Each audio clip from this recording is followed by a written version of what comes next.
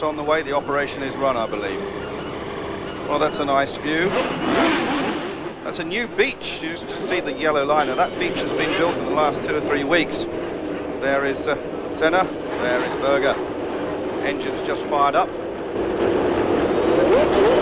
John just craning out of the commentary box to see if anyone is brave enough to go on slicks. We suspect that people will be making pit stops to change onto the dry tyres as the water is soaked off the circuit, literally sponged off the circuit. These big tyres do clear it very well, John, and definitely no rain at the moment. Well, the rain has stopped, but this part of the circuit and the majority of the circuit, in fact, is still very wet. Some of the tyre companies, Pirelli, they have got regular slick tyres with grooves in them in case the conditions demand a half and half sort of tyre. Goodyear, the other tyre company, it is not their policy to groove their slick racing tyres, so they will only have the choice of pure wet tyres or pure dry tyres. So it's going to be a very interesting, and it could be a very tactical race also. It's these conditions are really putting it in the hands of a lottery. Yes, these cars just rushing round on their final warm-up lap. Let's just reiterate the grid again for you. Senna and Berger on row 1, Prost and Nannini row 2, row 3 is Piquet and Boutsen, row 4 Mansell and Alesi, row 5 Patrese and Modena. On row 6 is Warwick and Donnelly, the two Lotuses together, row 7 Nakajima and Alboreto, row 8 Griard and Martini, row 9 Alio and Suzuki, row 10 Pirro and Laurini, row 11 Wojtek and Leto, row 12 Bernard and Capelli, and on the back row De Cesaris and Cafe. And we just look how bad the spray is. Now, these cars are not running at racing speeds yet, they're just on a parade lap. That's going to be a lot worse on the opening laps, and visibility for the people who are behind basically the front row of the grid is going to be atrocious. So it's a time for prudence, particularly for the midfield runners. They're the people that are always in that danger zone. So I think the people sort of Derek, Warwick, Nakajima, Griard, Modena, Donnelly and Alboreto, that middle of the grid is going to be a very tense early couple of laps, I would say. Well, that graphic showing us that there's a total outbreak of TV cameras here. The Canadians putting up 16 or 17 cameras. Certainly been giving us some good pictures in qualifying.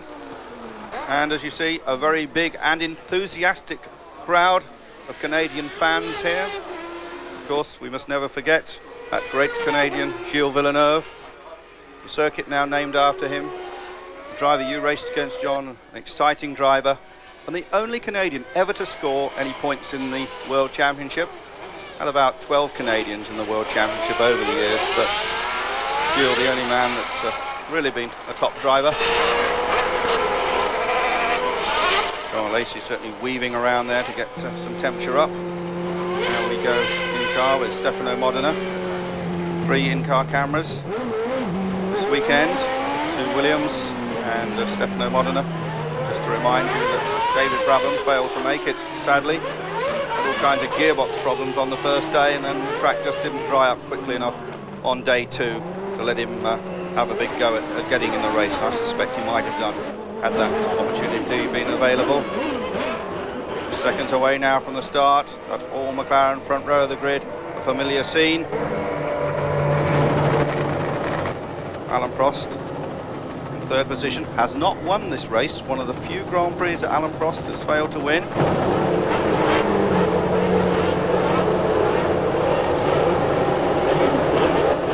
Two superb Honda engines at the back of those McLarens, revved to 13,000. How many revs will they be hanging on for the start?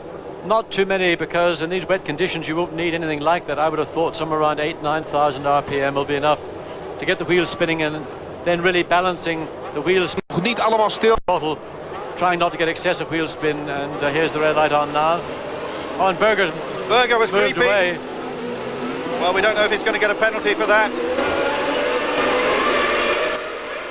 Senna it is into the lead though. Berger second. Alesi charging hard as ever in the early stages. Nannini, I think it was, in 4th spot. Got a traffic jam at the back there. Berger twitches. Very difficult, tricky conditions here in Montreal. And we got Pierluigi Martini's been punted off in that first section of circuit.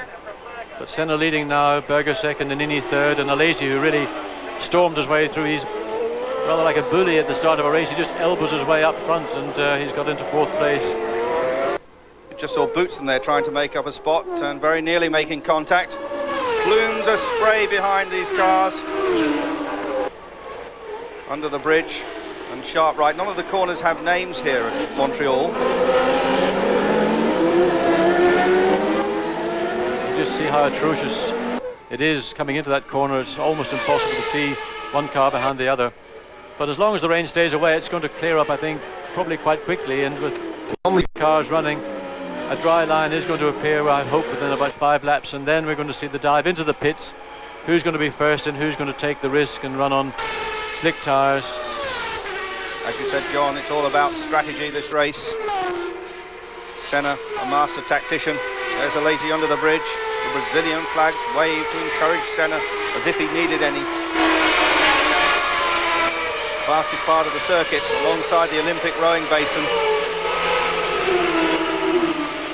And that flick right and left. Marshall's, oh now what's that Marshall doing? Well, we've still got Martini's Minardi stopped in a very precarious part of the track, and one of the problems here is there are no cranes to hoist that car out of the way. So what the pit crews do, the team, the workers here, they've got to take out a truck out of a tow hook, attach it to the car and pull it out of the way. But of course in these conditions it's not comfortable for the drivers to have one of those trucks on the track, so they're prepared, I would say, to leave the car there, give them plenty of warning that it is there, and then when the conditions clear up they'll get the crew workers in and get that car out of the way. The mastery of Ayrton Senna. At the end of the first lap, he was 1.8 seconds ahead of Gerhard Berger, Nannini 3rd, Alesi, Piquet, Prost, Boutsen, Mansell. Then Patrese, Warwick in 10th place, Modena 11th, Donnelly 12th. Then it's Grillard, Pirot, Alboreto, Nakajima, Alio, Foytek and Suzuki. That is the top 19 positions. Cars twitching around. There's last year's winner, Jerry Boutsen. Clarence first and second. Nannini hanging in there third, then Alesi.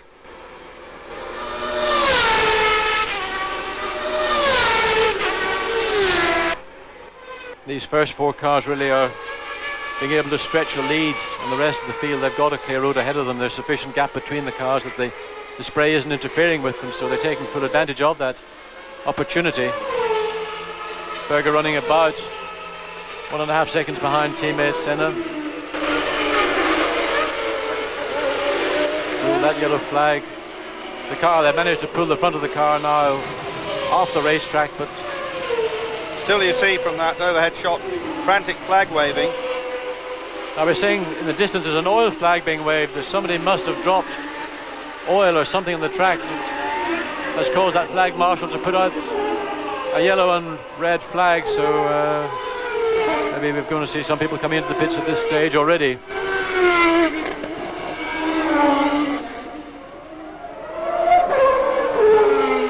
There's Nigel Mansell, not having the happiest of seasons. Has the speed but not the reliability in the Ferrari.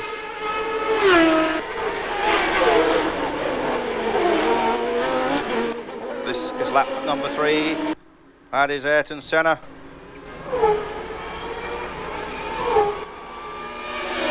There's Berger. Then it's Nannini. Then Alesi. Down the hairpin. Second gear or first in these conditions, John? Well, I would say they would use second gear because you want to minimise the amount of wheel spin. Again, as a low-speed corner, you want to try and get out of the corner as progressively and gently as possible. Using first gear, there'll be too many revs, too much horsepower, make the back wheels lose adhesion, the car starts to slide. So second gear was my choice, and everything that you do in the wet in these conditions has got to be done very, very delicately indeed to maintain the momentum and to minimise sliding around. So it's, here we have Modena now coming through this very fast section of circuit. And there's Brabham. That car still running with the longitudinal gearbox. Apparently still some financing problems. Make sure that they get the gearbox done. They need to do a little bit more work. So they're still looking for a sponsor at Brabham to help with that situation.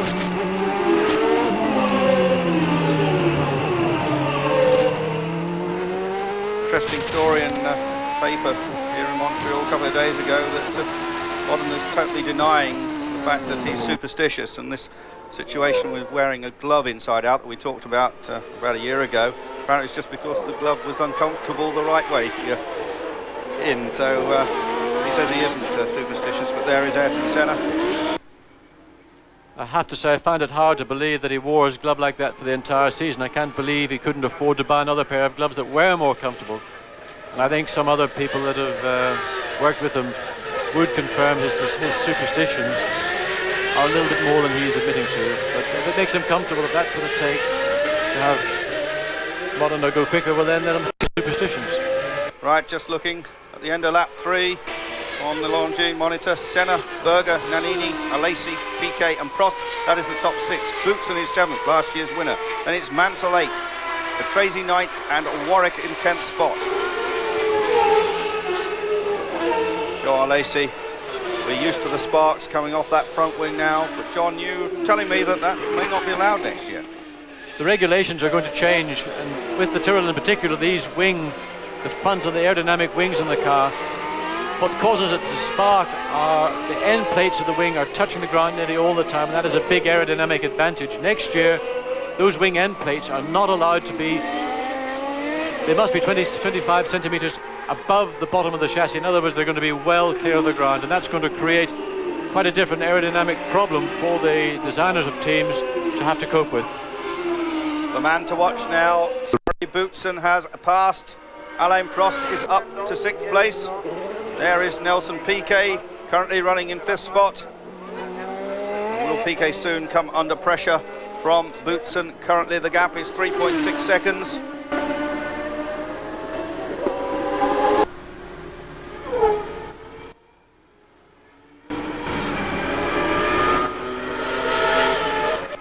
On the brakes down to the hairpin. Course car there, presumably that went out to see what was happening, and that is a dodgy old situation you don't see very often at Grand Prix races. No, it's not, and I hope the drivers were fully briefed in the driver briefing this morning that if a course car goes out, what it is there to do, and what the driver is expected to do also, because normally when a course car goes out, it means all the drivers have to fall in line behind it and do a number of laps behind the pace car until it is brought in, and then the racing can resume. That, I have no idea what it's for at all.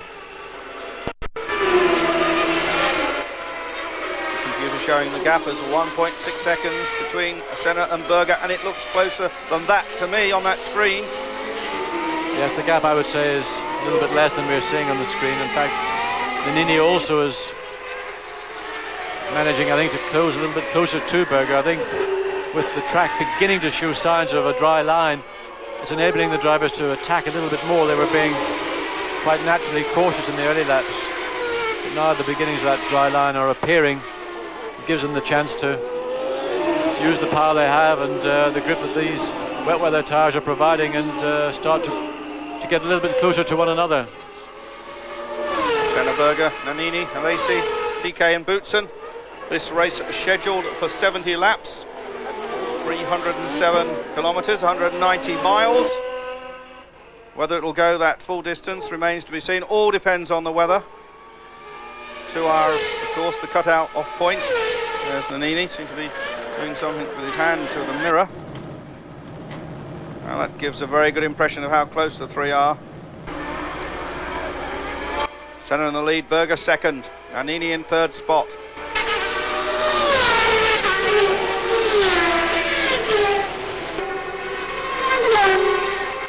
Boutsen closed up a little bit more on Piquet.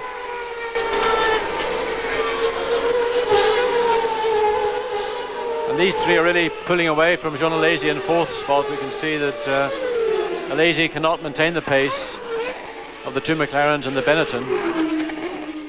But that's not despite a mega effort on the part of Alesi. His enthusiasm and commitment is absolutely wonderful to watch. But here's the main bunch of the field now. And it's a shame we can't see more of this, because this is going to be the entertaining part of the motor race. No one wants to go off the dry line. Of course, it's you lose an awful lot of grip very, very quickly indeed. So you're seeing 10 or 12 cars. Alboreto having a little snip down the inside of Grillard, and he's got it, he's got through. Nakajima in the middle of that pack as well. And Grillard has lost a lot of ground. Look at that. Now there's a real traffic jam. He's lost 3-4 spots in that one manoeuvre. Well, that's the battle from 14th place downwards, and that is real entertainment out there. Well, Nakajima managed to get himself boxed, and all he had to do was go onto the grass, but he got back onto the racetrack. He was looking for a way to get past Grillard, and Grillard very, shut the door without any mercy whatsoever. And in fact, it's allowed Alliot to take the momentum and get through the inside of Nakajima. There's Alboreto shown in 14th spot ahead of Grillard, Nakajima, Alliot, Arini and Foytek, but that's probably changing all the time. A tremendous tussle. There's Oliver Grillard, the man from Toulouse. I think Grillard really is holding this pack up very badly, because Alboreto half a lap ago was behind. Now he's pulled out 2 seconds, and see Alliot now passing Grillard also, so there's a lot of action taking place. But Senna is still leading, but Nannini is now second, Alesi is third, and Gerhard Berger has dropped to 4th spot. What has happened to Gerhard Berger?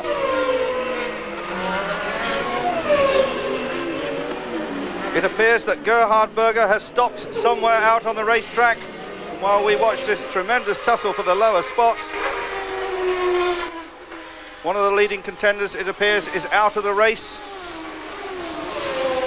unseen by our television cameras. It's still Senna leading by 4.6 seconds from Nannini and Alesi. And this is wonderful stuff. Just a shame he can't. Well, Berger's still there. I don't know. I think our Olivetti timing equipment has missed Berger, because he's within a second of Ayrton Senna in the lead. So, well, that is a very rare happening indeed, that computer makes a mistake.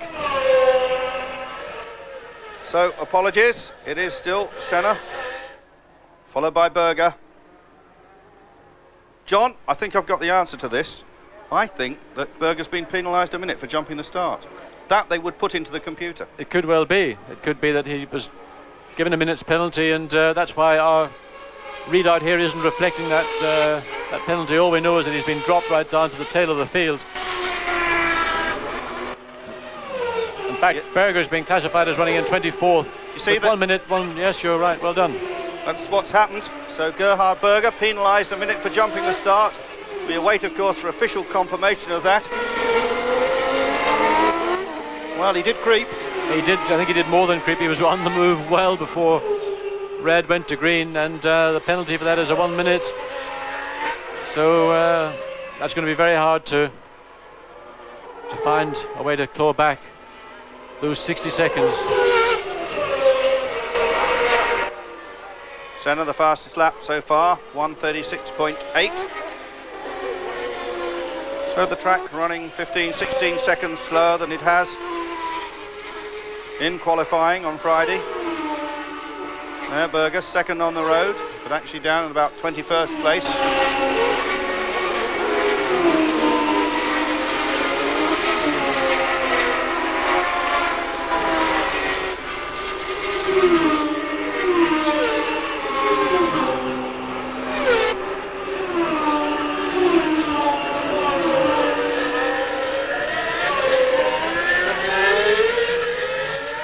There is Sandro Nannini, third on the road, second overall. So Senna the leader, Nannini is second, Alesi third, Piquet fourth, Boutsen fifth, Prost sixth, and to remind you that Gerhard Berger has been docked 1 minute for jumping the start. So Gerhard will be pretty angry about that. Yes, that's, well, I'm afraid to say if you jump the start you have to pay the penalty, and whether he had a mechanical problem, sometimes if you were holding the car in gear with the clutch in for a long time, the clutch gets very hot, and the car creeps forward, and there's not much you can do about it. I'm quite certain that's what Gerhard would say would happen. Taking a chance like that, otherwise at the front of a grid, would really deserve a minute's penalty, so I'm going to give him the benefit of the doubt and say his clutch was dragging a little bit in the car. He couldn't stop it rolling forward. Dry line starting to develop. A wonderful shot there of a man at work, Ayrton Senna. This Senna's 99th Grand Prix. There's Riccardo Patrese. Crazy currently in 8th spot. Lutzen in 5th position. Just a shot of Derek Warwick there.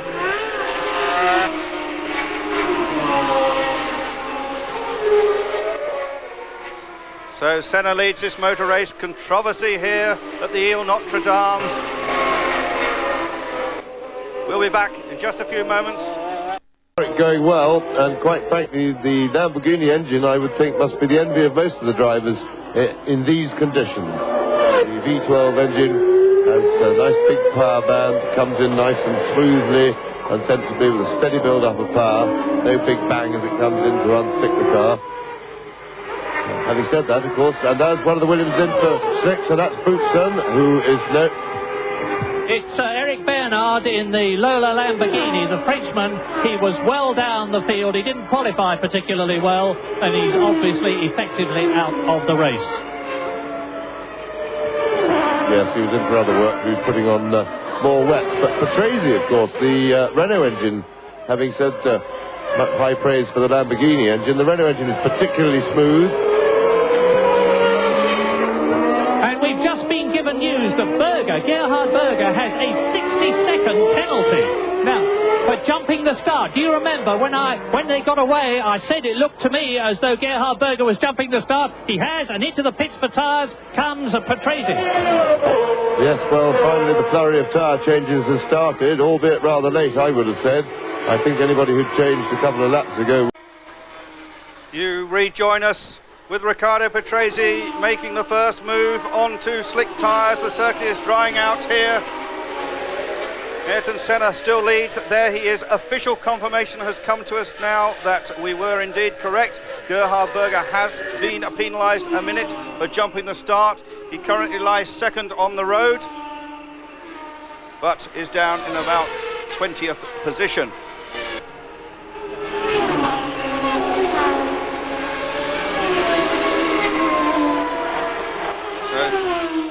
Oh, John, what's happening there? Well, I think that was part of Suzuki's. Yes, Aguri Suzuki, he managed to clip the back of another car, and he's been in the pits, had that nose replaced, and he'll probably also be going out now on slick tyres. We've had Riccardo Patrese in his Williams Renault, and he's changed over to slick tyres as well. So people are now beginning to make that change. Patrese's really the first of the serious runners to do so, and it'll be interesting to watch, and I'll monitor how quickly his lap times can match those of the people on wet weather tyres, and then he will begin to overtake them as the track gets drier. Big battle here between Alesi and Piquet, and Piquet goes through. Piquet through for 3rd spot. Nelson Piquet. Well, Piquet just put in a lap that's almost 4 seconds a lap quicker than Alesi, so. Well, they're on different make of tyres. See quite clearly there that those Pirellis are completely different to the Goodyears. Asymmetric is the word, I think, John. Yes, it is. They've got 2 different tread patterns on the one tyre. One is to cut through very, very deep water, and the other is to cope with conditions such as these. So they've got a wet weather tyre, which in effect is a dual purpose tyre. Just recap the positions: Senna, Nannini, Alesi, Piquet, Boutsen, Prost, Mansell, Warwick, Donnelly, Modena. That's the top 10. Then it's Pirro, Alboreto, and what's this? We've got an Arrows off, and we've got a Dallara off. We've got a Alboreto off for sure. We don't know which Dallara it is. We have a suspicion that maybe De Cesaris. Unfair. It's a fairly reasonable guess, I think, but we have to wait and see. We maybe do him an Senna injustice. into the pits. Senna is going to go on to the slicks. And as he does so, Nannini will take the lead, only briefly. Good pit stop. Gets it sideways, almost wipes out a couple of mechanics. That was a very, very good pit stop indeed. So Sandro Nannini leads the Canadian Grand Prix here at Montreal. He is still on wet tyres. His teammate Nelson Piquet has come in, and they seem to be having a problem. Yes, they're working around the right front suspension on Piquet's car, whether they're making a mechanical adjustment to the suspension at the same time, but obviously losing a lot of time in the process, and that's going to drop Piquet back down from his 4th position. And Derek Warwick comes in. So everyone now deciding to go on to slicks. Warwick gets his visor wiped. A sea of yellow there with the Camel team. It's Nannini in the lead, Alesi second, Boutsen third, Prost fourth, Senna in fifth spot. Then it's Mansell, Donnelly, Piquet, Warwick and Berger. And we're going to see the positions changing around over the next 10 or 15 laps, virtually every lap. Well, I would imagine we're going to see, and Piquet, watching Piquet pass Alesi again. But I imagine we're going to see Nannini come into the pits this lap and to put on his dry weather slick tyres, because obviously the conditions now benefit those people who are going to run on slick tyres, and those on wets are in a losing position. Well, there is Sandro Nannini. I wonder how long he's going to stay out there. When you're in the lead, it's very difficult to bring yourself to come in, isn't it? Yes, it is, but I would have thought that tactically the team should have been advising him to come in. He's had his glory in leading the lap, and Alesi now also coming in. It's like a stream of them, Boutsen, and it is, I think, maybe Manuel Pirro that was involved with Alboreto, but that looks like De Cesaris following in Boutsen. Oh, it's Alain Prost in the Ferrari. Senna back up to second place already. Senna 19 seconds behind Nannini. So this is a good one from Prost. Up through the 7 gears in that semi-automatic box. So currently Nannini, Senna, Mansell, Alesi, Berger. Prost moves up to 5th spot now. That was a very good pit stop for Prost. He was in and out quickly and he didn't waste time as he left his own pit box. And we're just seeing somebody trying to slide down the inside into the hairpin bend from the helicopter shot. We missed what happened. Gerhard Berger, the fastest man actually on the racetrack at the moment, just put in a 1 minute 31.695.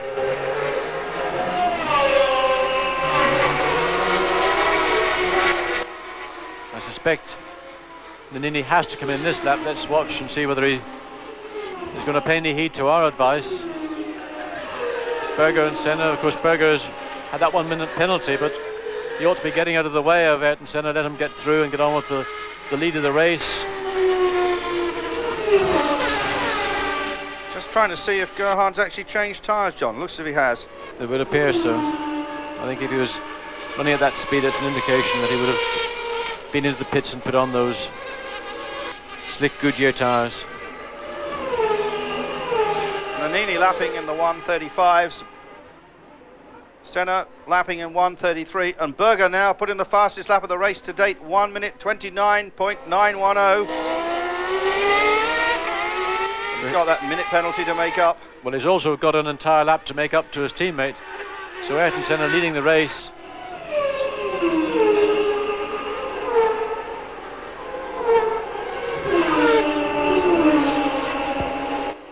A fascinating struggle here on the Ile Notre Dame, the circuit. Gilles Villeneuve, Gerhard Berger, a man with a minute penalty.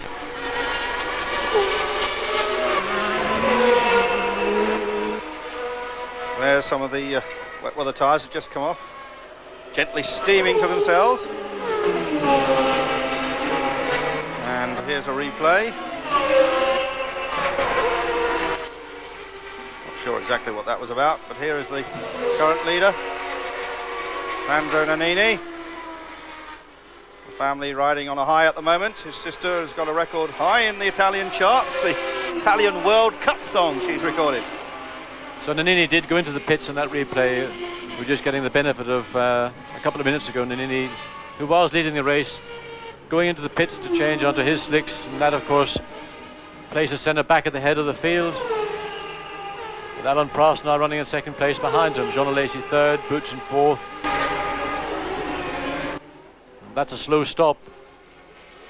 It's a poor stop for Nannini. Lost 5 seconds over Alain Prost and Ayrton Senna in that pit stop, and those 5 seconds are very valuable ones to lose meaninglessly in the pits. Yes, and see across the right beam, Nannini was actually 13 seconds behind Senna, so now the race picking up its pattern again. Senna leading by 13 seconds from Nannini, Prost third, Alesi still in fourth spot, then it's Boutsen, Piquet and Mansell.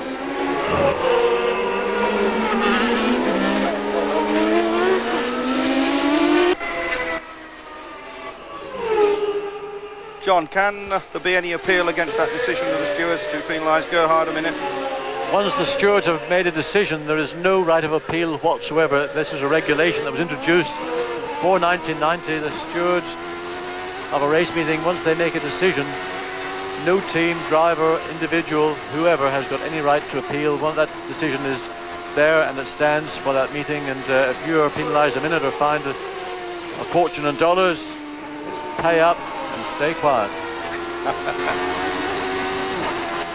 Well, we're with Stefano Modena in the Brabham, team managed by Herbie Blash, and we're chasing the McLaren.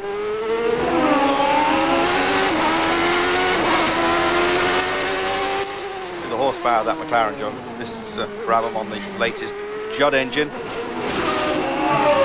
produced in Britain. Superb effort by Engine Developments. A relatively small budget compared to many of the other teams. Yes, and Modena has now become a McLaren sandwich. He's got Berger in front and Senna behind him. And another change at the top. Senna now leads Alan Prost. Prost up to second place, 22 seconds behind. Boots in third, Piquet fourth, then it's Mansell and Warwick up to sixth place. Presumably Derek, well, we have seen Derek make a pit stop. So they must have made a quick pit stop there, and Derek Warwick having a good run. No points so far this season for Derek. Senna, Prost, Buxton, Piquet, Mansell, Warwick, Patrese, Berger, Larini shown in ninth place now, and Donnelly in 10th spot.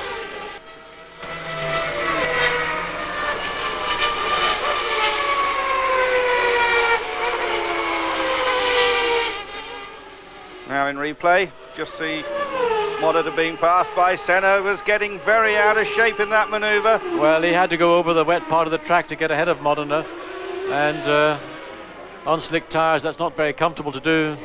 Had the car well out of shape, but gathered it up, and now is continuing on his way in the lead fairly comfortably. Make the point, John, that if Berger had not been penalised a minute, he would now be leading this race by 3 seconds. I have to say I disagree. I think the pits are informing Senna very clearly indeed that he does not have to race with Berger. If he did have to race with Berger, I can assure you the situation would not be quite as we are watching on the screen right now. Okay, fair comment.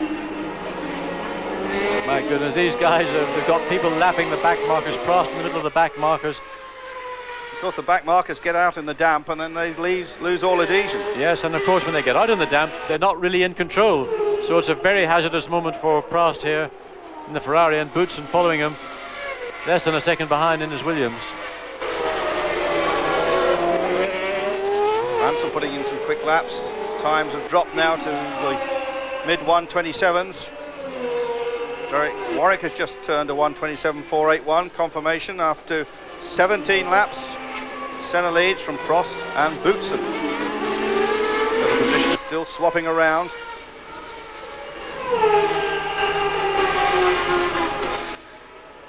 Charging down to that hairpin. Ligier moves over. And we have lost Sandro Nannini. Nannini, who led the race briefly, was then lying second, has dropped off the leaderboard. From our commentary box we can't see where he's gone, and on the screen we can't see. So, but on the screen we're really watching an interesting tussle here between Alan Prost and the Ferrari and Thierry Boutsen, who's doing everything he can to make space for himself to slide through and take that second place. Last year's winner, challenging for second place now.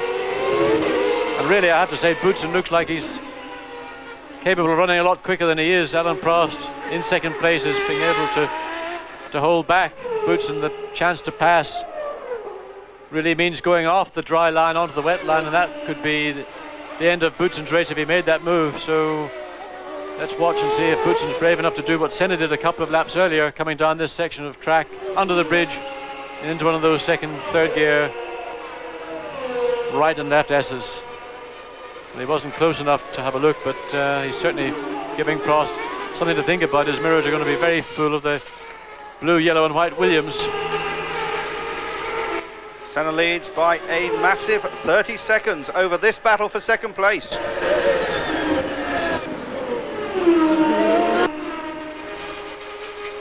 Prost fending off the attentions of Thierry Boutsen. Just a hand off the wheel there. I think he's getting a little frustrated. Well, of course, every second he has to stay behind Prost, he's losing more time to Ayrton Senna, and I think he feels that if he was able to get through, he could maybe make some inroads into Senna's lead, but getting stuck behind Alain Prost as he is, Senna's going to be allowed to slide away without very much problems. Again, Ligier in the way.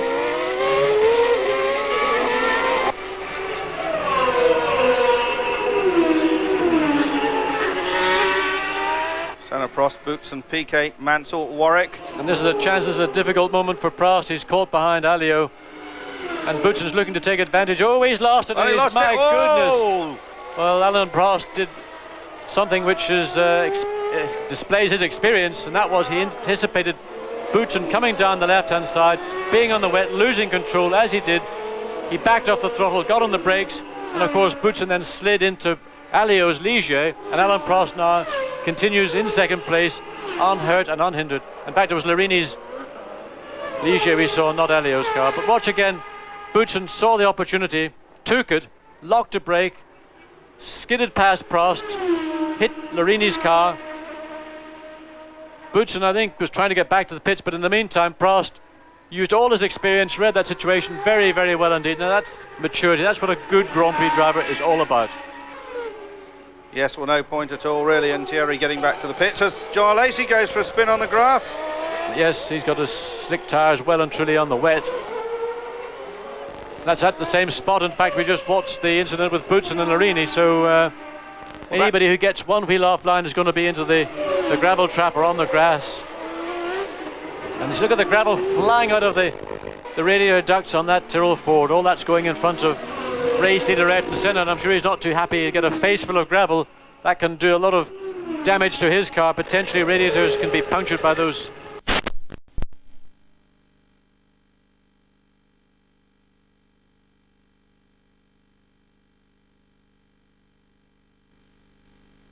This frantic battle, but it's Senna well in the lead, 34 seconds ahead of Prost. Piquet's now third, Mansell up to fourth place, Derek Warwick is fifth, then it's Gerhard Berger actually shown in sixth spot, and indeed I think just wondering if Gerhard has worked his way up.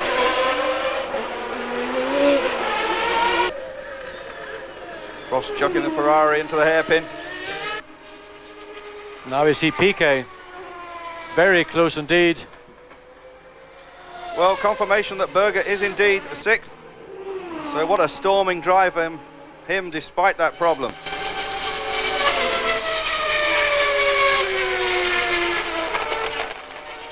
Modena in 10th, Caffey in 11th. Two Italians running together. But I have to say that really was a mistake by Thierry Boutsen. Yes, he took a bit of an opportunistic dive down the inside. Of course, getting off the dry line onto the wet line on slick race tyres was a big, big gamble, and it did not pay off. It was a fundamental mistake. He was a little bit eager, over-eager in fact, in his attempt to get past Prost, but Prost was being delayed momentarily by Larini, and it was a legitimate thing to try to do, but it didn't pay off. It took out Larini, and it's more or less written off any chance of Boutsen of finishing the race, let alone being in the points. And of course, Prost now is motoring on fairly serenely, but he's got Piquet pushing him, and behind Piquet we've got Nigel Mansell.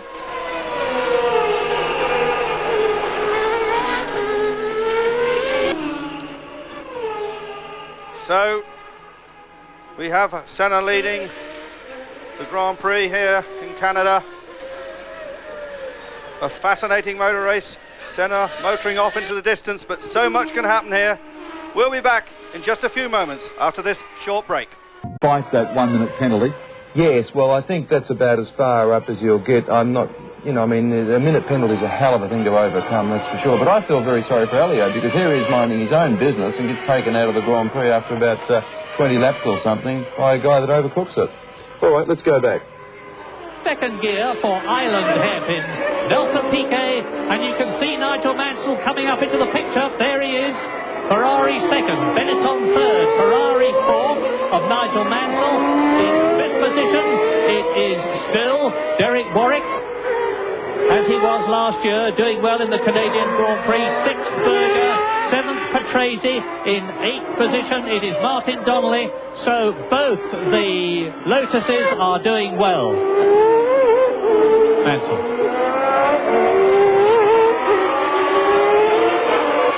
Nigel desperately needs points in this race. He's only finished once this year to get just 3 points, 4th in Brazil. And it certainly hasn't been for lack of trying. It certainly hasn't been because he's lost any of his ability, as you can see for yourselves, because Nelson Piquet in 3rd position is making no ground up at all on Alain Prost, whereas Mansell is certainly making gain on Nelson Piquet. So, over the line. You're back live on Eurosport at an enthralling Canadian Grand Prix where Ayrton Senna leads. Prost is 2nd, Piquet 3rd, Mansell 4th. That's a good battle. Then Warwick and Berger, despite a minute penalty. We have seen Thierry Boutsen crash out of the action as he tries to track 2nd place. We have seen Martini fall out of the action after only 1 lap. Pirro and Alboreto, they collided, they're out of the race. Nannini also out of the race, and Boutsen and Larini, as we mentioned, they're out of the Canadian Grand Prix. So plenty of action here, still this dry line, and there we have off a Benetton. That is Nannini's car. We don't know what's happened, but obviously a major off at some point. He's trying to pass, you can see him coming down the inside, passing Jean Alesi, I would say, losing control. This is where Senna nearly went out of control as well. No grip whatsoever. And look at that, he's accelerating as the car hits the grass. It actually begins to accelerate. No grip and a mighty thump backwards into the tire wall. And that's at the point of the circuit where we saw Senna a few laps earlier also nearly having the same difficulties. That is the big problem with the Canadian Grand Prix here. There is this dry line. If you get off the line, you can go for that wild ride, John. Well, got to be so careful. That is, you know, that's as wild as I would like to ever have. And now Tyrrell's being held, holding up the leader, Ayrton Senna.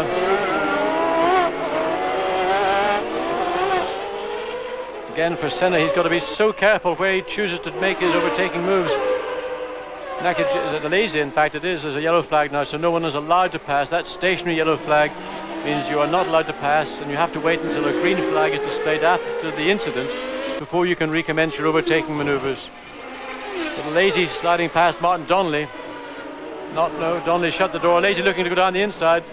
Well, those two race together in the same team in Formula 3000. They know each other well, both ex-Eddie Jordan team members. But look at this. Senna's trying to get through between the two of them. Recap the positions. Senna, Prost, Piquet in 3rd spot, Mansell, Berger, Warwick and Patrese.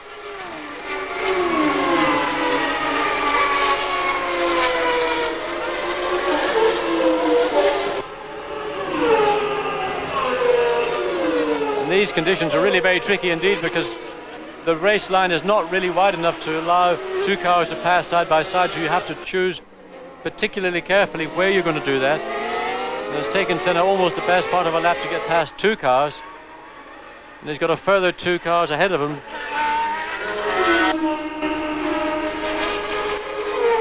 Suzuki and De Cesaris, the too many will want to get clear of as quickly as possible. Gerhard Berger, whose car is just ahead, of course, is almost a lap down on the leader, Ayrton Senna, so he's no problem for Senna. But the Lola Lamborghini and the Dallara Ford ahead of him are worrying. Oliver Gruillard looks as if he's in trouble there.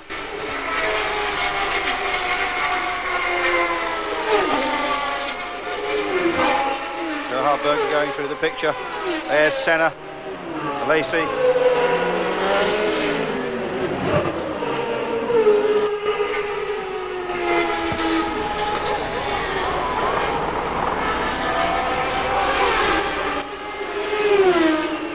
Senna over 30 seconds ahead of the opposition. A masterly display from the man from Sao Paulo. And look at that, John. That is hairy. That is hairy. Gruillard and Eric Bernard. Gruillard did shut the door pretty tight on Eric Bernard, Senna's gone through. Alesi sliding through the inside. Whoa, Alesi's move. That was hairy, I have to say. That was extremely hairy. This is a bit of motor. We haven't seen motor racing like this for a long time. I mean, it's real murder for those guys out trying to get through the slower cars. But look at Alesi taking advantage of Senna. He's following him through, like Bain following a police car, you know, taking advantage of a police car going down the inside on a motorway. Well, fire engine anyway. So. Fire engine.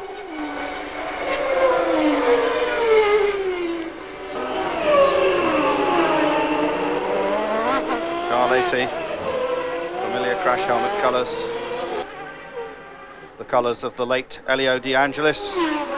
Jean Alesi was a great fan of De Angelis, and when Elio was killed in that testing accident at Paul Ricard, he painted on his stripes as a tribute. Nice touch. Yes, it is. Now we've got to see Senna. Can he get safely past De Cesaris? Berger's made it past JJ Leto and the Onyx.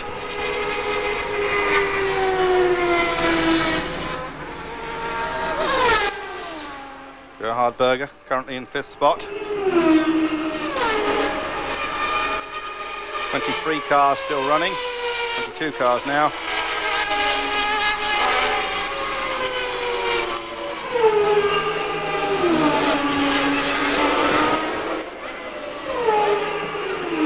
After 26 laps, the order. Let's go through the field again. Senna, Prost, Piquet, Mansell, Berger, Warwick, Patrese, Alesi down in 8th place, but driving superbly. Donnelly, Modena, Caffey, Alio, Capelli, Wojtek, Bernard, Nakajima, Leto and De Cesaris. That's the top 18.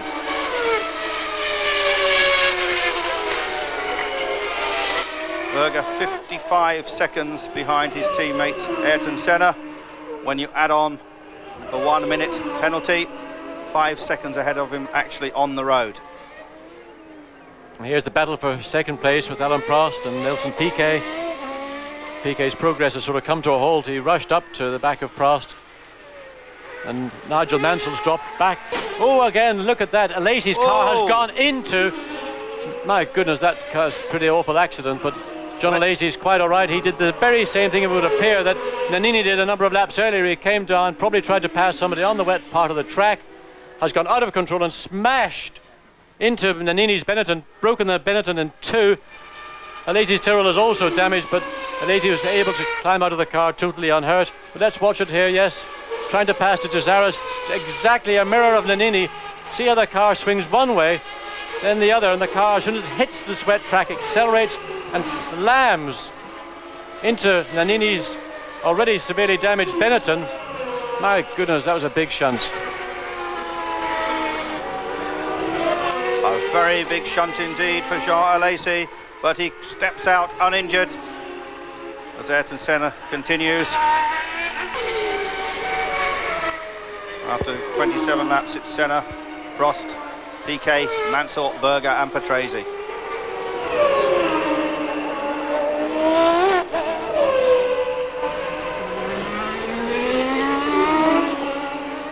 .29 seconds now between Senna and Prost. Piquet still worrying at the rear of Prost, you see it there. Piquet, second most experienced driver in Grand Prix racing. He knows that the track will dry out. Maybe in 15-20 laps time he can have a go at passing without endangering himself. Well, we've seen just how treacherous the surface changes are, and Piquet, while not having seen the incidents, he will certainly see the results of them.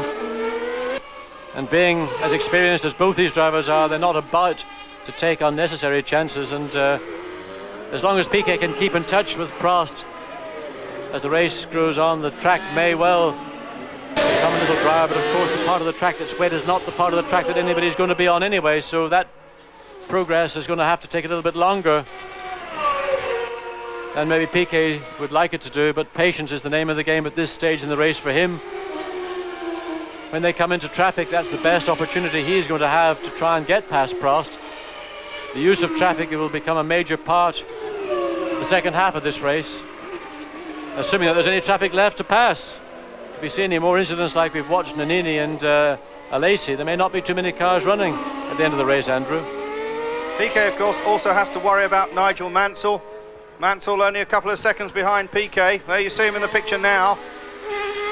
He was closer a few laps ago. He's dropped back. He may have done that just to give himself a little bit more space and time. And when you're in a race like this, sometimes it's more advantageous to drop back, think about it, look where your rivals are weak, and basically work on where you're strong, try to combine those two elements and then take a shot. Now Mansell is closing again. We see he's closed up probably nearly a second in that one lap, so he's now having a second charge at Nelson Piquet, and of course bringing himself closer to his teammate Alain Prost. But they've got to get past this man Stefano Modena, who will want to stay on the dry line. Prost sliding down the inside. The track there appears to be dry enough to do so. But Prost has got through. Piquet will be hindered because this part of the track they're coming onto is not quite as dry. And of course it's a one line through this very, very fast, sweeping right, left, right. No way to pass at that part of the track. Prost has stolen a little bit of advantage. He's opened up over a second in those few corners on Nelson Piquet. Modena looking in his mirrors, waiting for the opportunity to allow Piquet to slide through, but yeah, Piquet's gone through, and Mansell now is the one that's got caught.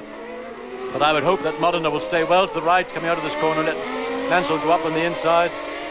Well, no, he didn't.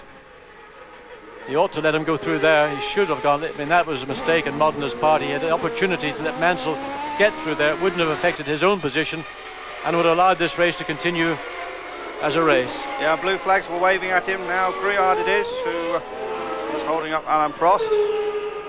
Let's see whether Prost can get past and back in again. He's pulling out to pass. Hopefully, yes, he's on the line. Griard moved over onto the wet part of the track. So Prost has managed to use the traffic to his best advantage at this point.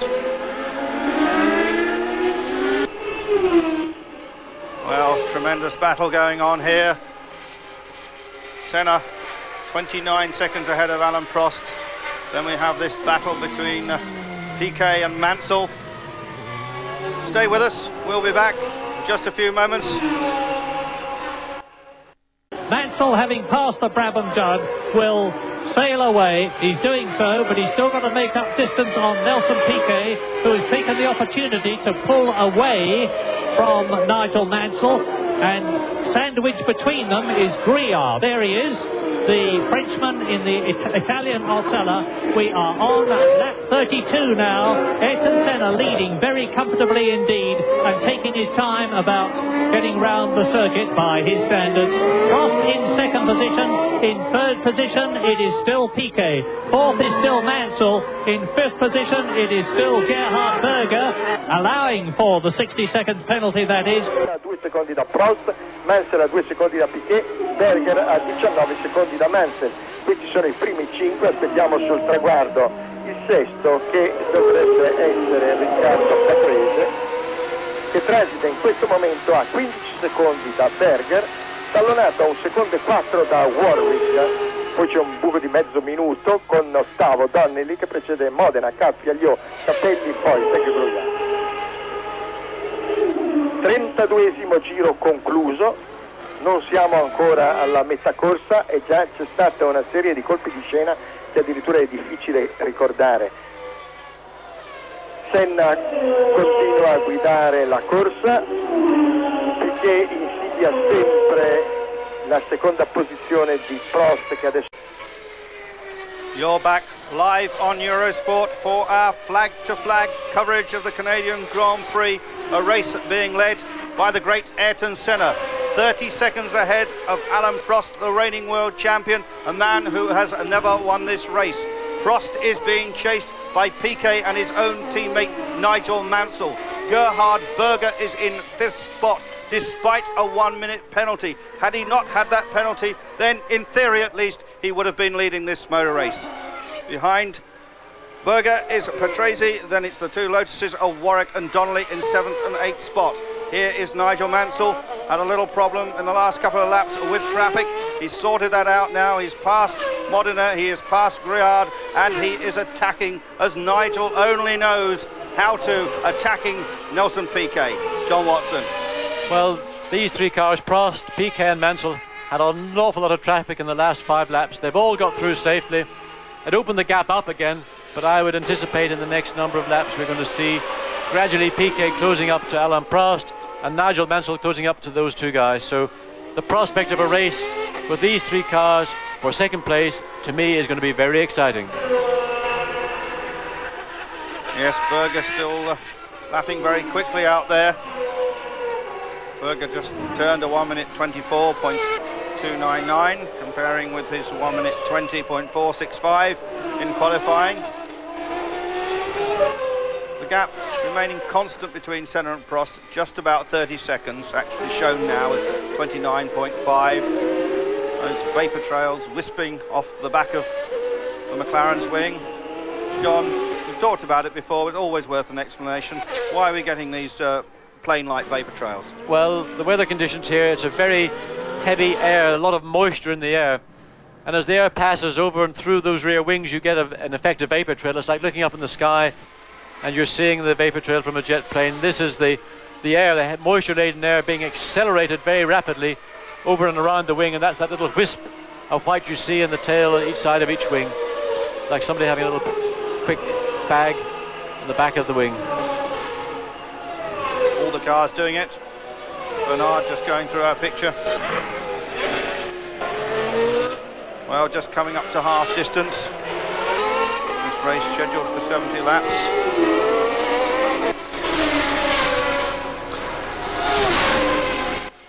This is one of the hardest races during the calendar, not just for the car but for the drivers. It's always been a very physical race. But the cars themselves, braking in particular, is something that really is punished severely.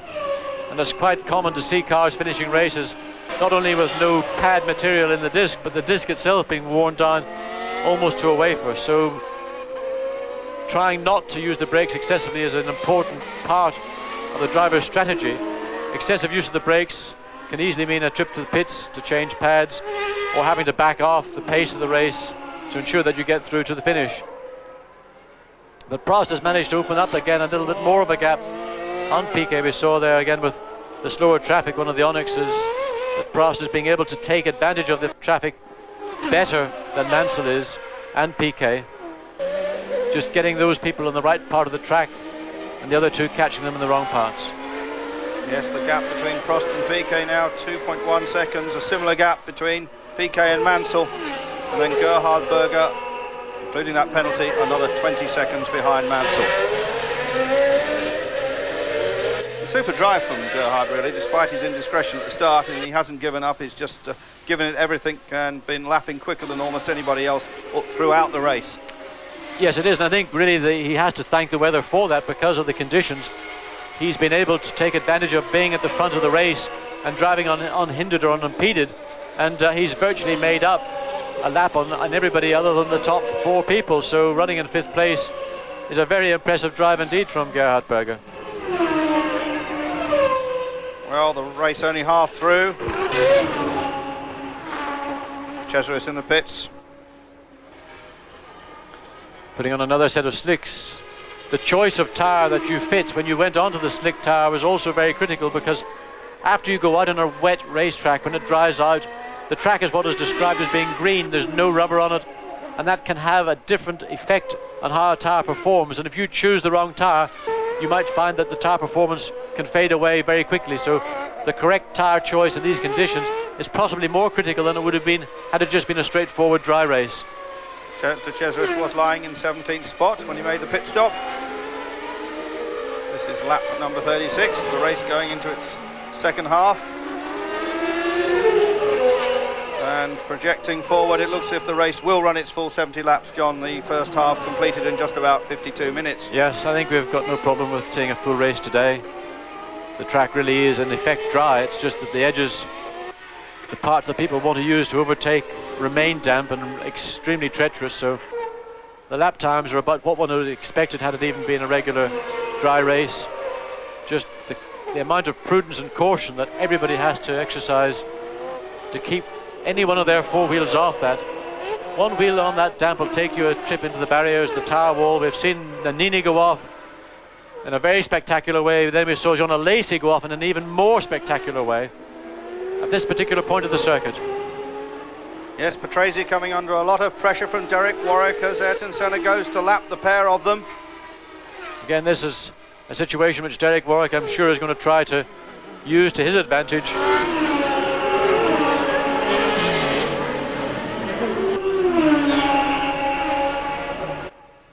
Of course, Warwick, really, it's when the lead driver is behind you, it's up to you to give him the best chance to get past and not to impede his progress. But of course, when you're embroiled in a battle like this for position and for points, your focus is only one way, and that's ahead of you.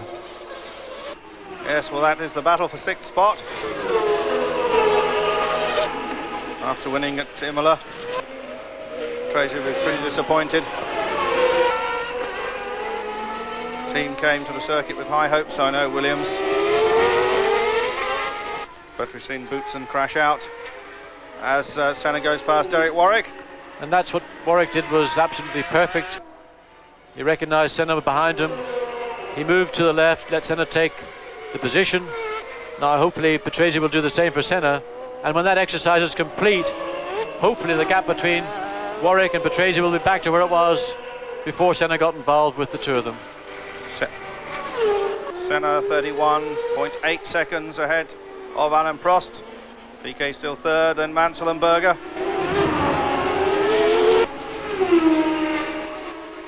So Ayrton Senna, the total master of the Montreal circuit so far. We'll take this opportunity to leave you just briefly, but stay with us. More action coming up on Eurosport. As Patrese comes round the left-hander behind Ivan Capelli. And in second place, of course, Alain Prost. A gap between Prost and Piquet of about 2 or 3 seconds. In fourth position, it is still Nigel Mansell who can't get past the Benetton.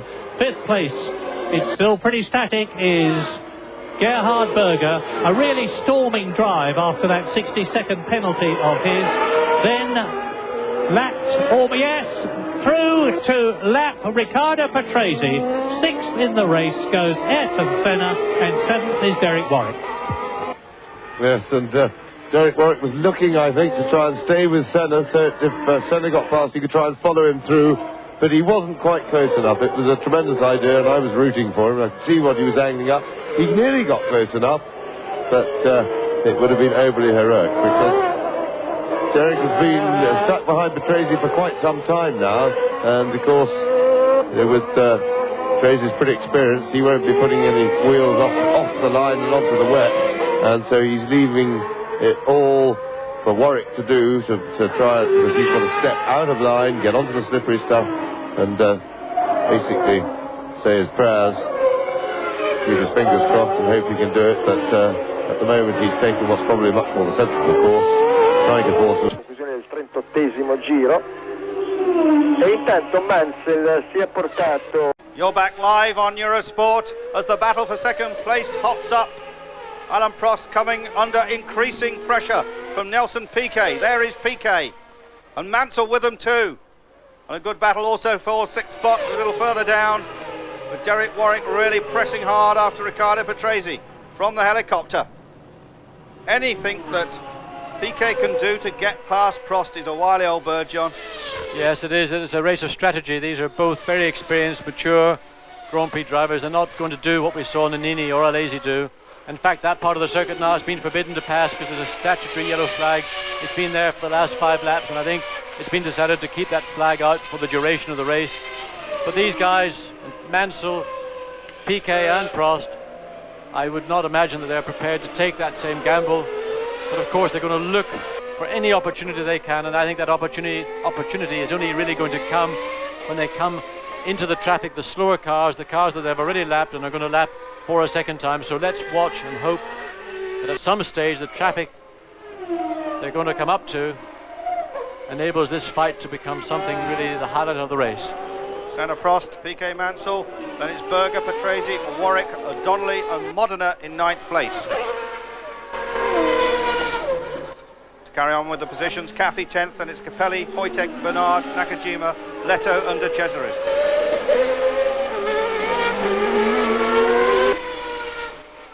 There's Prost, the three of them, Mansell closing up, but all the time Gerhard Berger is actually closing up on this trio.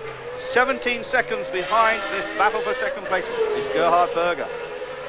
Well, if Gerhard Berger can maintain that pace, it's not going to take too many laps before he's in a position to latch onto the back of this battle.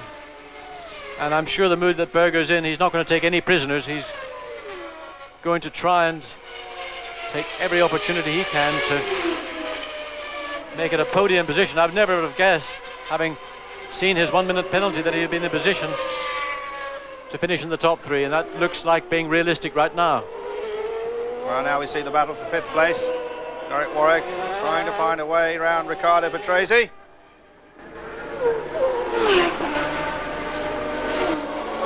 Patrese, the man from Padova in Italy. 200 Grand Prix coming up at the British Grand Prix. Just watching this section of the circuit, there's no overtaking in that corner, but Warwick was closing very close indeed to Patrese, and he may be beginning to think he's got a chance to slide down the inside. This is the point I think he's going to do it. He wasn't close enough that time, but his preparation in the previous corner was to enable him to be close and get a slingshot down the inside in that 1 second gear hairpin bend.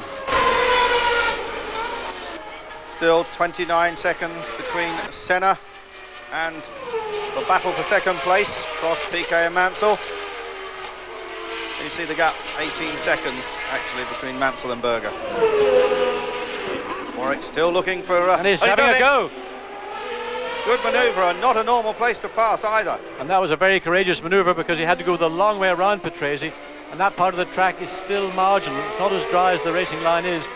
A very well calculated and executed move, Derek Warwick, and well done. 1 point now, he's in 6th place.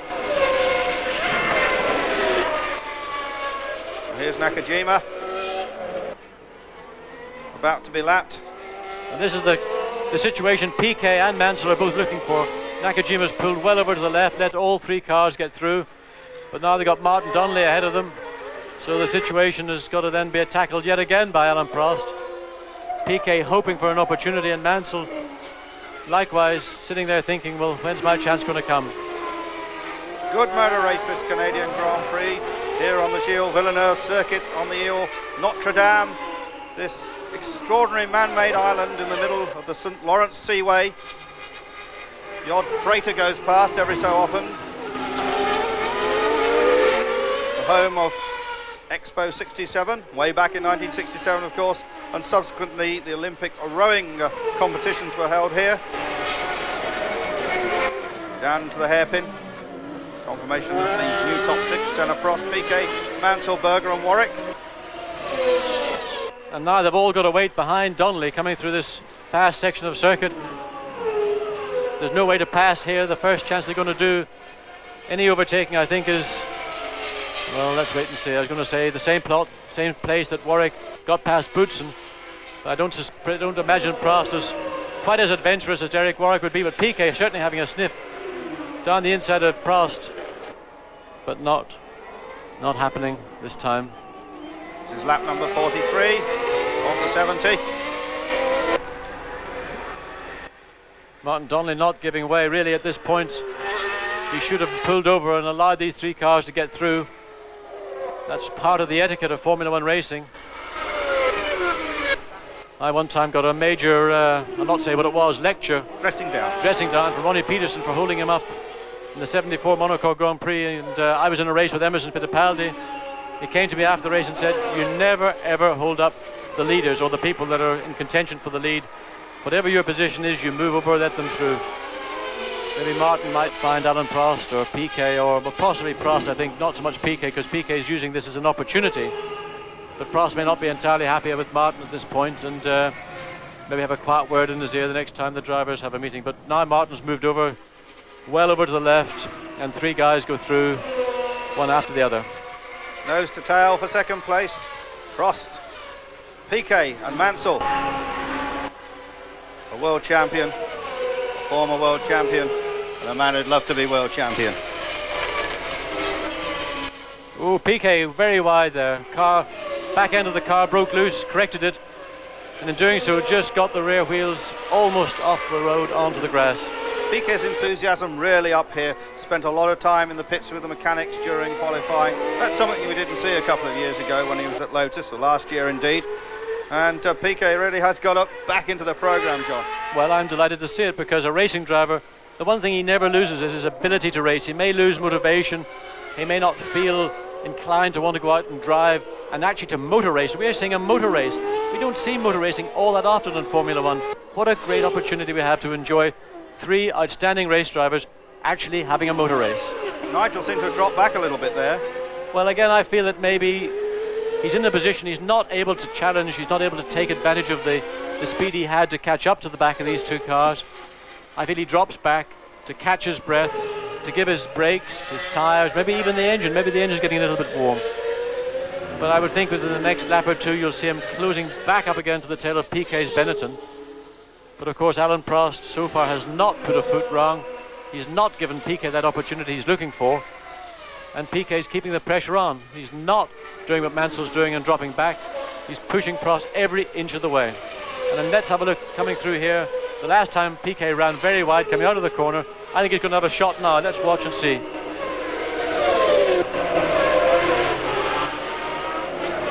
Well, not that time. Indication of the drying track is that the lap record here has now fallen. Berger on a 23.866, and he's been a little lower than that. In fact, the previous lap record held by Senna from the 88 Grand Prix, of course, 124.972. So we do have a new lap record here at Montreal. As this battle for second continues with Nelson Piquet, poking his nose down the inside. He's always been a very cheeky chappy anyway, so I suppose it's not surprising to see him trying a manoeuvre like that, getting past Patrese. Mansell wants to get through as well just before that yellow flag, so as he wouldn't suffer any penalty. As I said earlier, passing under a waved or a stationary yellow flag is a major offence, both expensive in terms of cash and an immediate black flag. But I would judge he was well past Patrese before he came upon the yellow flag, and no problem. But look how close he is now to the back of Piquet's car. That one or two lap of a breather has given him the chance to regain the momentum, close up to the back of Piquet's Benetton, and now apply a little bit of pressure to Piquet as Piquet is applying to Alain Prost. And I think you're right about Mansell, because he's closed right up again. Still a long way to go. After 44 laps, Senna, Prost, Piquet, Mansell, Berger and Derek Warwick. And it's Patrese and then Martin Donnelly. And Patrese into the pits. Yes, he's gone in for another set of tyres, as I mentioned earlier. The right choice of tyre on a track which has been wet then turned dry is crucial indeed, and he may well have made a tyre choice that was incorrect, or he may have been just unhappy with that set of tyres. Certainly there's some other problem. They're not getting those tyres on. There's something, I think, suspect it's an engine problem. Plugged into him, they're talking to him, the engineers will be saying what's wrong. Looks like they're working in the right rear corner of the car. Well, John, this will be a disappointment for one of his new sponsors. Big beer battle going on here in Canada. Patrese's team, sponsored by one brewery, and the big rival brewery actually sponsoring a race. Yes, indeed. It's interesting that we've got two major breweries involved in motor racing in Canada.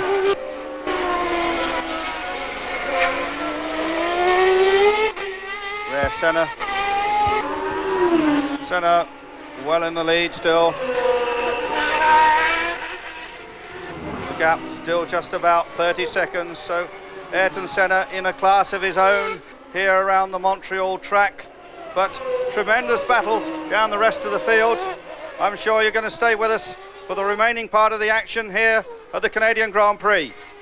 Dunque io penso che lui cerchi, sì, però è a 14 secondi 8, quindi praticamente non è che abbia guadagnato moltissimo, pur con questi ritmi elevati e nonostante le difficoltà. Intanto vedi che Prost è riuscito a respirare un po' nei confronti di Piquet.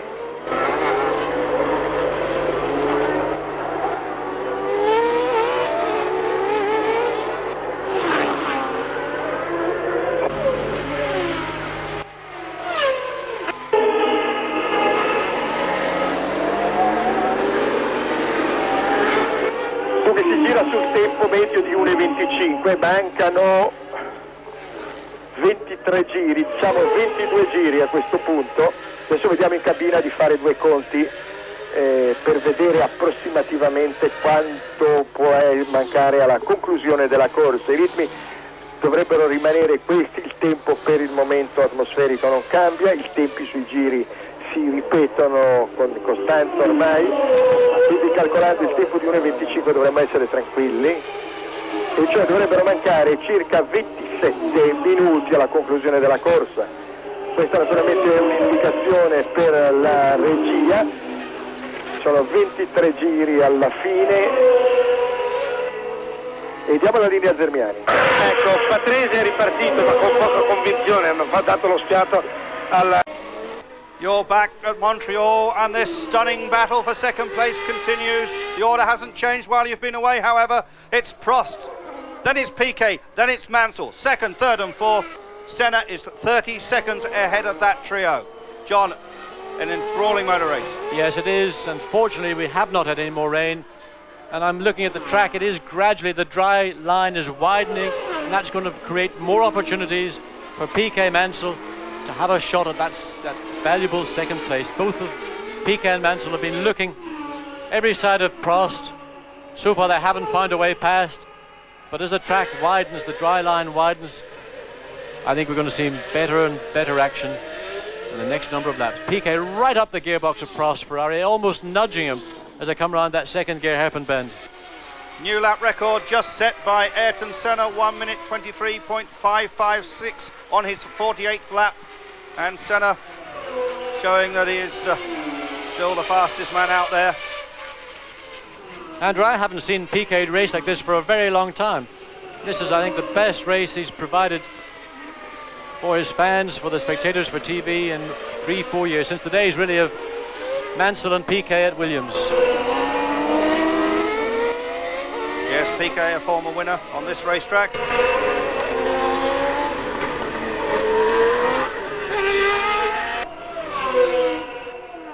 Mansell again dropping a little bit back from the tail of Piquet's Benetton. But the pressure that Piquet is applying to Prost is considerable indeed, and for Prost to remain totally unflustered is an indication of that man's abilities and skills. He's been pushed all the way by Nelson Piquet in his Benetton Ford. Remember, the Ford has got a V8 engine, and it's not meant to be as powerful an engine as the V12 engine that Prost has in his Ferrari, but Ford, who are responsible for this engine, believe that in the next couple of races we're going to see even more horsepower being developed. And Piquet's passed Prost down the inside. The move we all expected has now been executed. Piquet has taken second place from Prost, and now it is Piquet second, Prost third, Nigel Mansell fourth, and I'm sure Mansell is going to be encouraged by that, because that is the one spot I would anticipate Mansell now echoing Piquet's move and trying to take that coveted third spot from his teammate Alain Prost. Now they've got various back markers to lap. Piquet, the winner back in 1984, actually set the fastest lap for this race back in 1980. Well, a bit of Armco barrier in our picture for a second, and back to the action. And we've got an Onyx and a Leighton House and an Osella, and of course Wojtek and the Onyx did not see Piquet, did not let him through.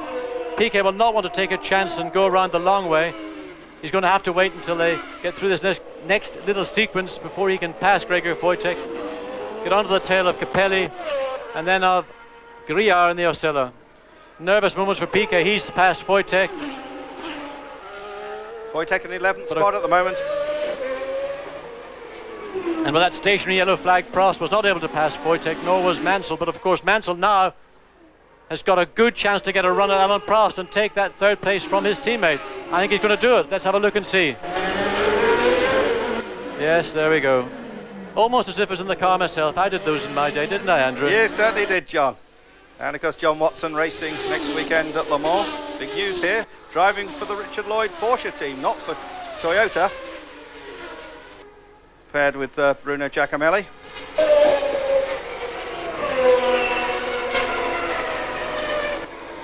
Oh dear me, Wojtek, my goodness.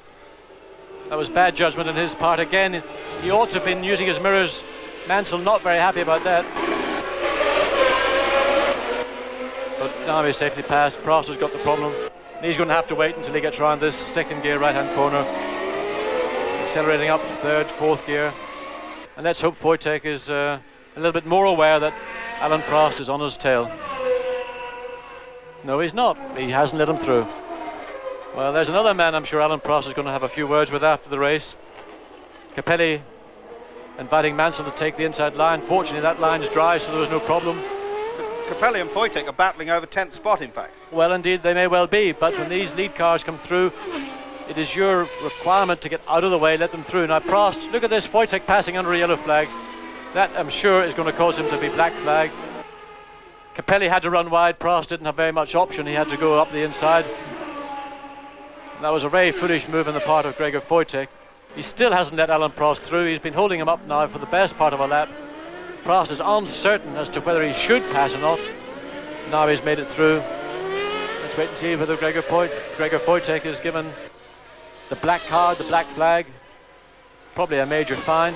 Swiss francs, French francs, whatever it is. That'll probably hurt his pocket. Yes, the only man from Switzerland currently in Grand Prix racing from Zurich, Gregor Wojtek, former Formula 3000 racer. The Onyx team now, of course, owned by Peter Monteverdi. Got the teeth back in, John. Yep. Yes, Swiss businessman Peter Monteverdi, who used to in fact be a car constructor in the 70s, made supercars such as they were in those days. New lap record from Gerhard Berger, 1:23.211, and Berger now closing up behind Prost. And Prost, of course, is stuck once again behind a back marker, this time Grillard in his Osella. Prost, I think it's in this traffic, is illustrating that he's not quite as adroit as his two other competitors, Piquet and Mansell, and he tends to be a little bit more cautious, and in this case that caution, I think, has cost him not only second place but third place as well. Now we see it in slow motion. Yes, this is Piquet's pass on Prost 4 laps ago. Well judged and executed move on the part of Piquet, and good to see the Benetton really running competitively at the front of a grid. Yes, still a very new car. We talked a lot about John Barnard, but this car, designed by Rory Byrne, South African designer, has been with the team, well, since the days when they were in fact Tolman. But in fact, as you mentioned, Rory Byrne, who in my opinion is one of the most interesting and innovative designers in Formula One racing. But John Barnard's influence has been applied, not necessarily in the specific design, but in the general overview of the car. New fastest lap now, lap record to Piquet, 1:23.131. Yes, Mansell's execution on Alan Prost, and you can see Wojtek just ahead of Mansell. He slid in there very conveniently indeed. It wasn't much space for him to do it, but he got it in. Took the place from his teammate Prost, now running in third place. But of course, all that traffic has opened up a gap between Piquet and Mansell, and we have to wait now for the next few laps to see whether it's possible for Mansell to make any inroads into Nelson Piquet's almost 6-second lead now. The man I'm watching is Gerhard Berger. Berger chasing now after Alan Prost, closing up on him. I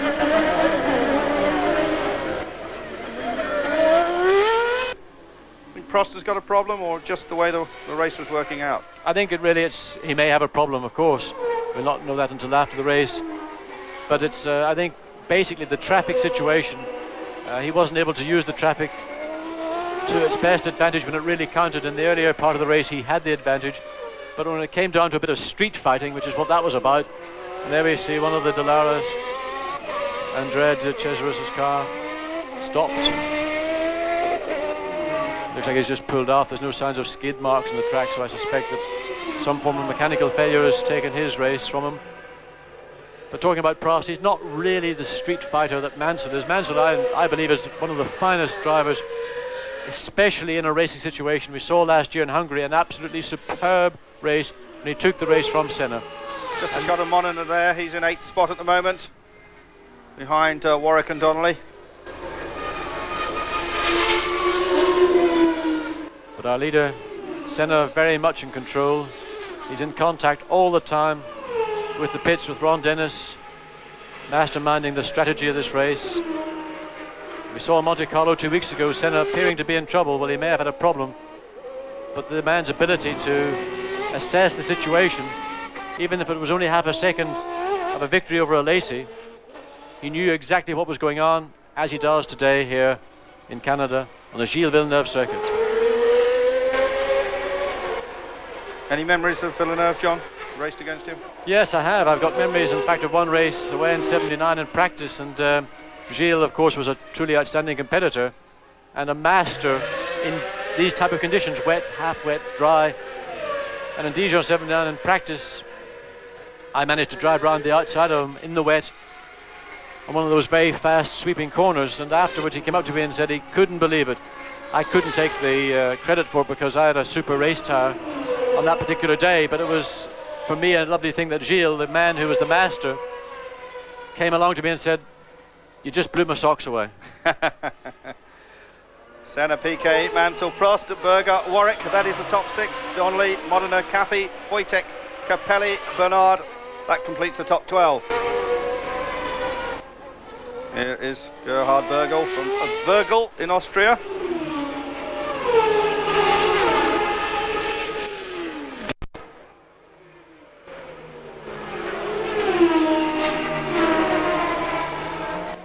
.32 seconds, the gap between Senna and Piquet.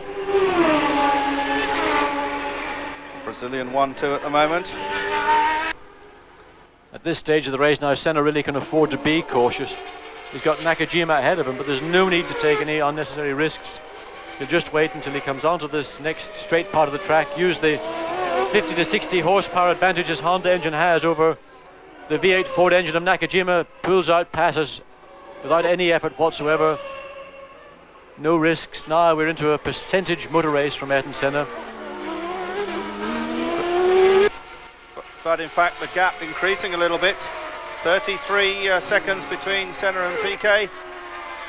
Then it's Mansell, Prost and Berger. Now just 3 seconds between Prost and Berger.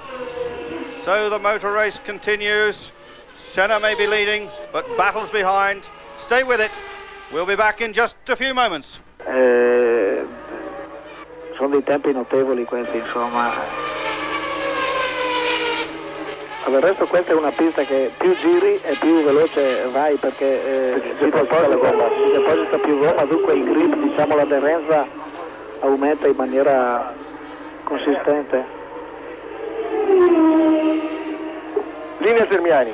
Abbiamo Nannini, abbiamo rincorso dappertutto, questo qui è entrato dalla parte retrostante, non si è fatto via da nessuna televisione l'ha beccata. Allora perché ti sei nascosto e è arrivato con calma? No, sono arrivato con calma, ero su un fondo del circuito e ci ho messo 10 minuti ad arrivare. Ecco, cos'è successo? Non ci posso credere, guarda. Cos'è successo? Guarda, è da barzelletta perché 2 giorni fa mi ha tenuto una marmotta e dico, ma guarda queste marmotte che girano per la strada, se uno mentre guida in conto magari la prende, ecco, l'ho presa proprio io la marmotta. Ma hai preso magari la stessa che ti aveva passato nelle prove? Non lo so, nelle prove, nelle prove con la macchina normale. Normale. Con la macchina normale, mi sono fermato e l'ho fatto passare.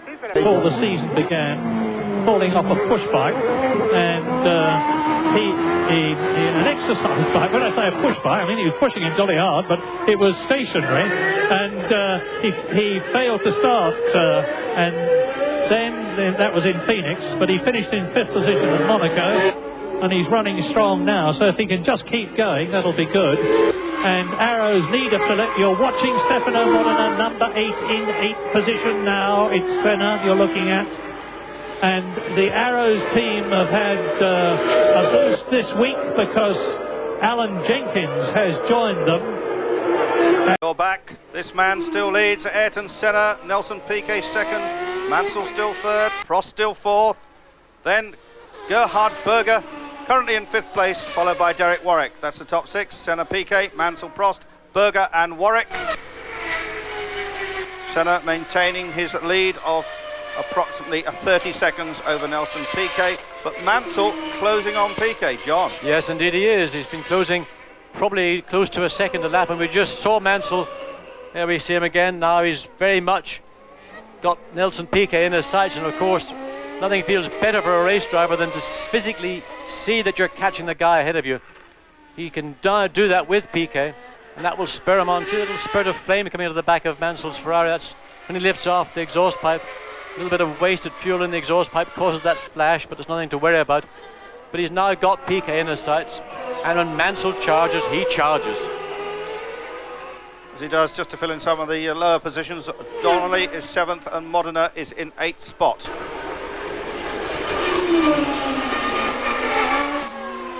Still the odd little damp patch on the circuit. The clouds have rolled back here at Montreal. Most unlikely to have any more rain. This race with just 12 laps left to run.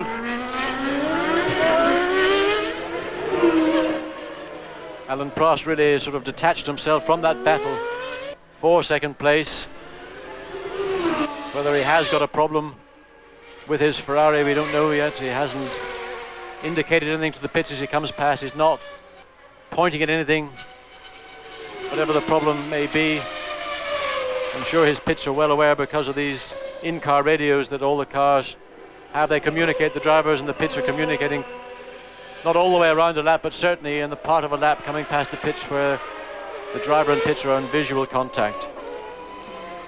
Well, Piquet has answered that challenge because he now has the fastest ever lap of the circuit in a race, a 1 minute 22.854. Nigel Mansell just a smidgen slower at 1:22.860. So a good battle for second place.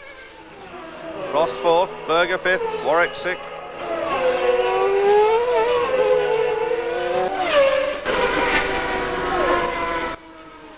There's Alain Prost, man who owns a golf club, and a golf and country club in fact, together with Jacques Lafitte.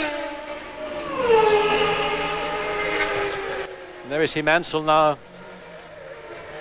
driving absolutely on the limit, as is Nelson Piquet, trying to close that second and a bit gap between the two of them.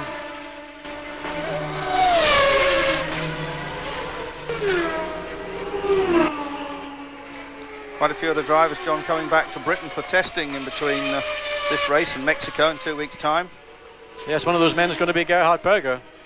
Others, I think, like Nigel Mansell, are having a slightly more leisurely layoff between the two Grand Prix. He's going down to some friends, I think, in Houston or somewhere in that part of America. I think he may be trying to further improve his golf, his handicap, and generally have a few days to himself and prepare for what is really a very tortuous Grand Prix, some 7,000 feet above sea level in Mexico City, with all that pollution, which is probably one of the highest pollution levels of any city in the world. There's a superb shot. You see how this island is, two islands together. The Ile Sainte Helene is the other one you just see in the corner of your picture. And a fan there waving a white handkerchief. Oh no, it's a white flag. Well, that indicates that there's a car travelling slowly somewhere ahead of those two cars, yes. Looks like poor Martin Donnelly's day is over. His Lotus is cruising back to the pits. So, an early bath for Martin tonight. Now, looks as if there's just a wisp of smoke coming out of the back of the engine. May have been mistaken.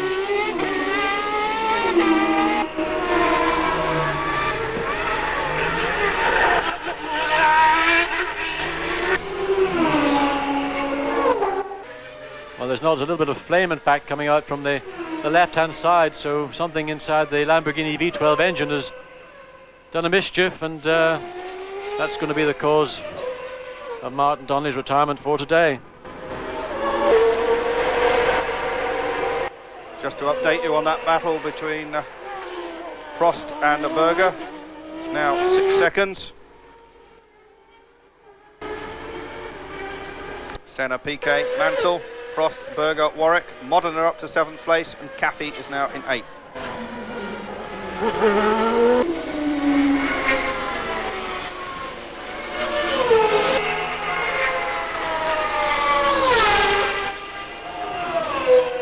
Ayrton Senna was in a chatty mood yesterday. John and I caught up with him in the back of the McLaren pit, and a super interview which we'll be bringing you next couple of weeks' time. But there is Martin Donnelly.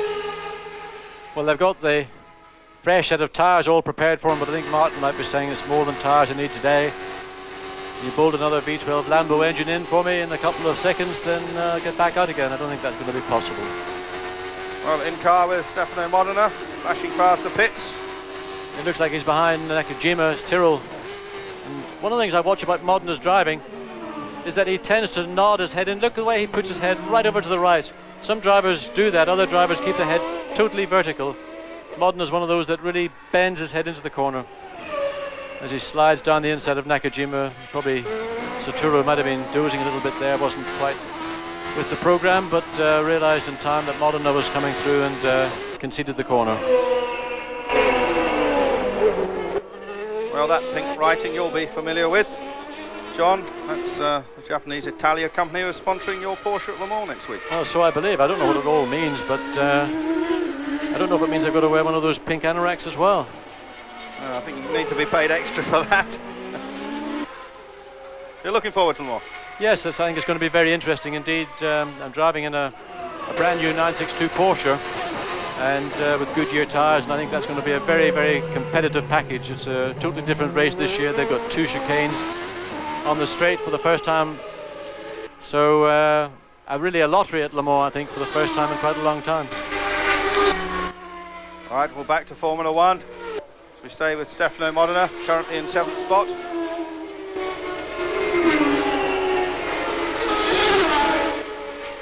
So Senna still leads here.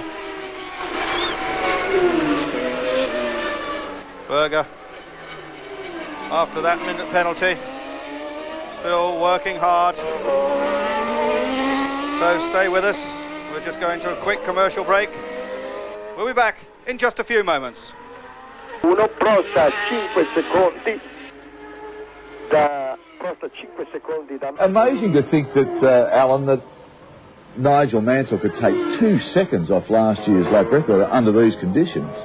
Yeah, well, it just goes to show the amount of downforce that these cars are generating, and the normally aspirated cars. We're now travelling with Stefano Modena in the Brabham. Because you get a fantastic impression of the gear changes and just the sort of bumps and the speed in which they approach the corners is fantastic. And as I was saying before, the downforce that these cars are generating now with these normally aspirated engines, they've actually been well under the lap record at most circuits they've been to. Let's take the opportunity now to do a lap with Stefano.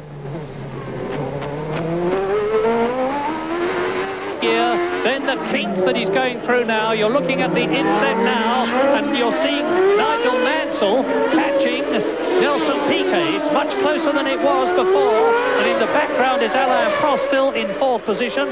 The leader, Ayrton Senna, is on his 64th. Back for the final stages of the Canadian Grand Prix. Ayrton Senna still dominates the race from Piquet, Mansell, Prost, and then Gerhard Berger. Behind Berger it's Warwick, Modena, Caffey, and Capelli. And Mansell in trouble. Mansell ran wide in that corner. He was trying to get past Caffey. He was trying to take advantage of Caffey in that position, but ran wide, got onto the loose rubber and the dust on the side of the circuit, and lost, I would say, 2 or 3 seconds. But even worse, when you run wide and go down to that dirty part of the circuit, the sticky tyre, the sticky surface of the tyre picks up all that rubbish. So it might well take now Nigel Mansell 1 lap, 2 laps, possibly 3 laps for his race tyres to come back to the optimum operating condition. Now Alex Caffey in 8th place in the footwork arrows. And Nelson Piquet. And now Mansell's got to contend with the battling Nakajima and Caffey.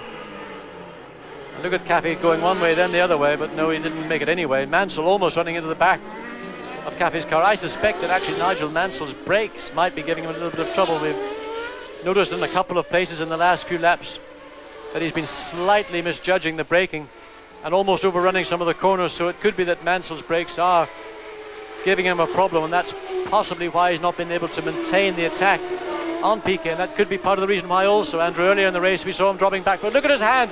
Out of the car! Get out of my way! Out of my way! And Caffey's finally out of the way. But again, Mansell almost losing it, running wide. The very same thing we saw 1 lap ago. Caffey, you should have been out of the way long before that happened. And meanwhile, Prost has closed up on Nigel Mansell. A new lap record to Gerhard Berger, 1:22.636. But Nigel Mansell's lap was a 1:26.419. He lost all the best part of 3 seconds with that manoeuvre 1 lap ago, and just as we saw on this existing lap.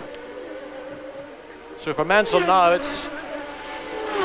he's just got to throw his caution to the wind if he's going to have any chance whatsoever to catch Nelson Piquet. Now he's got Grouillard to pass, and Grouillard's had a wide car in previous Grand Prix. Well, let's hope his mirrors are equally wide and that he's able to pick up Mansell in them. One of the problems that a driver has at this stage of a race, and particularly where you've had a wet race, is the mirrors get coated in road grime, oil, and they become virtually impossible to see through. So you really rely heavily on the marshalling. And if you see someone waving a blue flag at you, you better have a pretty good look in your mirrors, because for sure there's somebody behind you who's coming a lot quicker.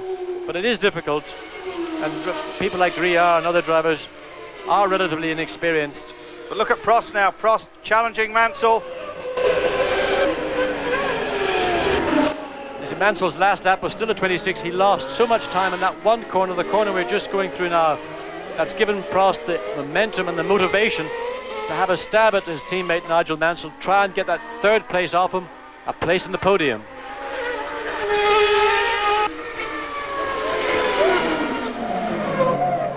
Mansell versus Prost. We haven't really seen this before this season, have we, John? The two running that close together. No, not at all. But as I said earlier, I think that Mansell may well have a problem. And I think that problem is in his brakes, that probably his brakes have been running very hot. The brake pedal has been getting long. He's not got the maximum efficiency from his brakes, and therefore he's having to lift off and do everything that little bit earlier, and he's not in the position to attack. But Alain Prost appears not to have that problem,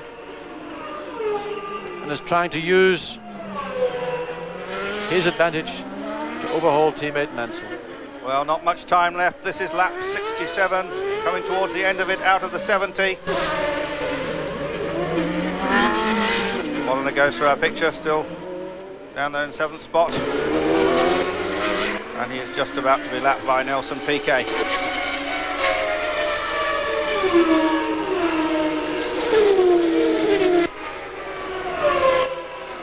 Piquet 26.9 seconds behind Senna.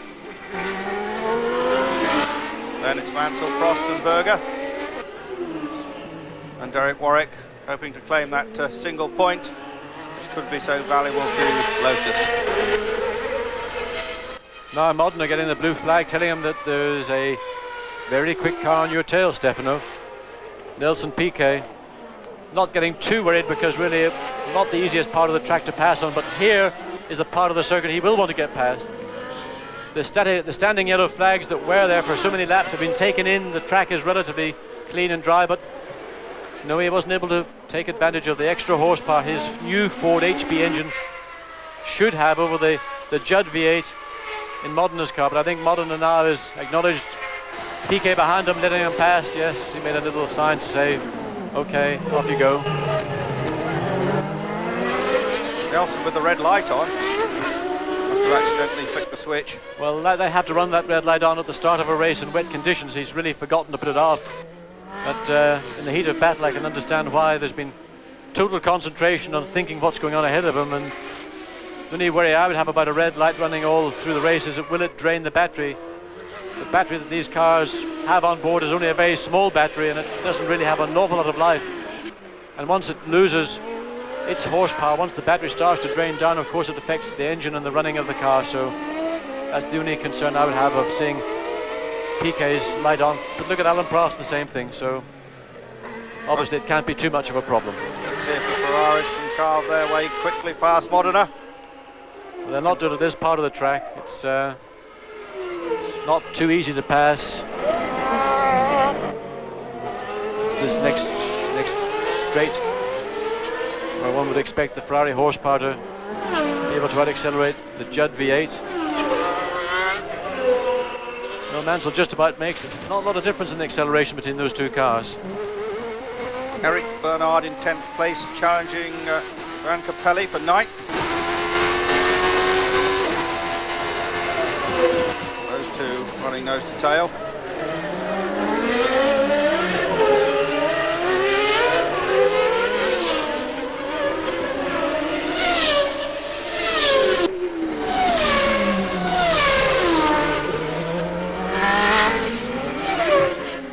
Mansell and Prost. A lot of oil film over the helmet of Piquet. Well, a lot of that is road grime. It's a mixture of the oil dust on the circuit. The circuit was very dusty indeed at the beginning of pre-qualifying on Friday. And just general road dirt, so really seeing the cars in a pretty poor showroom condition. I don't think too many of them would be happy with the concourse condition of the cars right now. This is lap 69. Gerhard Berger has gone even quicker, 1:22.222, and is just 1.3 seconds behind the Ferraris. You haven't caught a snatch of him on the screen yet.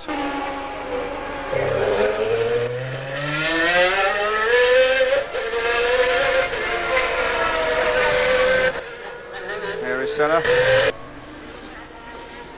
on his penultimate lap.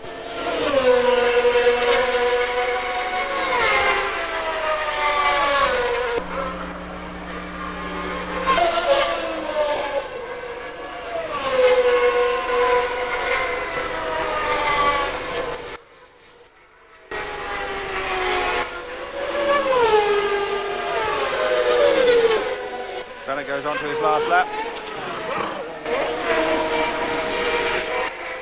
And really he's just cruising at this stage in the race. He's dropped his lap time from 1:23 to 1:28, and we saw Senna do this in Monte Carlo when he was concerned about his engine and the engine note, but at this stage in the race he's decided that he's won the race. All he has to do now is virtually coast home, and whether he wins by the 15-second gap that was at the start of the last lap or 1 second doesn't matter to him. It's the 9 points that he's after.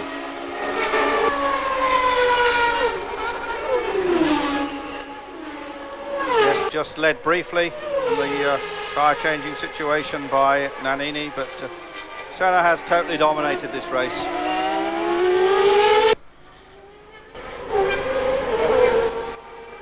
Wonderful combination of that excellent McLaren chassis. The man with the flag's having a bit of a practice. I don't know what he's doing. I've never seen a man wave the flag 15 or 20 seconds before the leader comes round to take it. Maybe he was just practicing, or maybe he was slightly confused. I don't know what he's holding it out for, because I think that's something. Oh, now he's giving it the real thing. Just wanted something to do with Gerhard Berger, of course, on the road, won the motor race. Well, but had that. I'd like to think he was a little bit more aware of what was going on than that. But there is the winner, Ayrton Senna. And what a masterful victory that was. Really, I mean, I think we're about to see this season the beginnings of what you would describe as being the purple patch of Ayrton Senna's career. There is Gerhard Berger on his very last lap. Was his fastest and a new record. Championship points.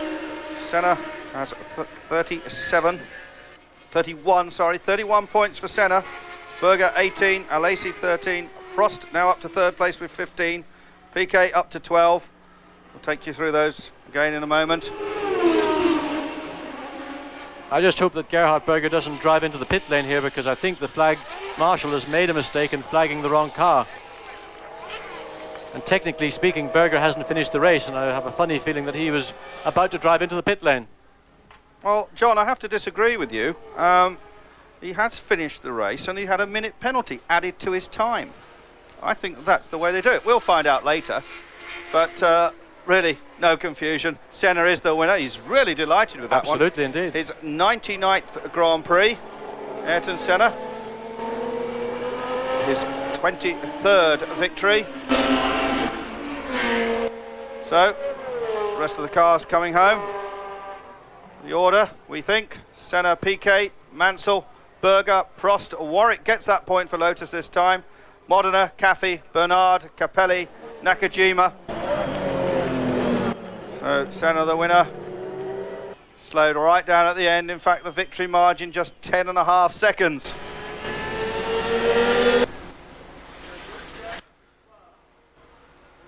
Well, John, we saw Jean Alesi have a very big accident. Everyone's been predicting that Alesi would finally shunt in a Formula 1 car, and it really was a problem of a novice.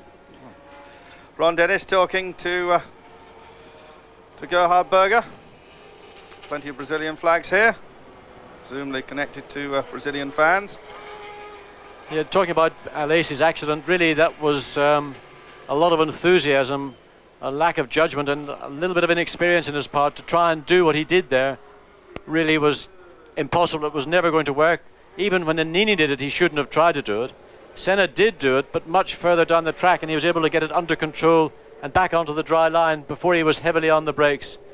But I think for Jean Alesi that'll be a very memorable lesson. And as you say, many people have been anticipating this confidence, almost overconfidence that he's been displaying in a car.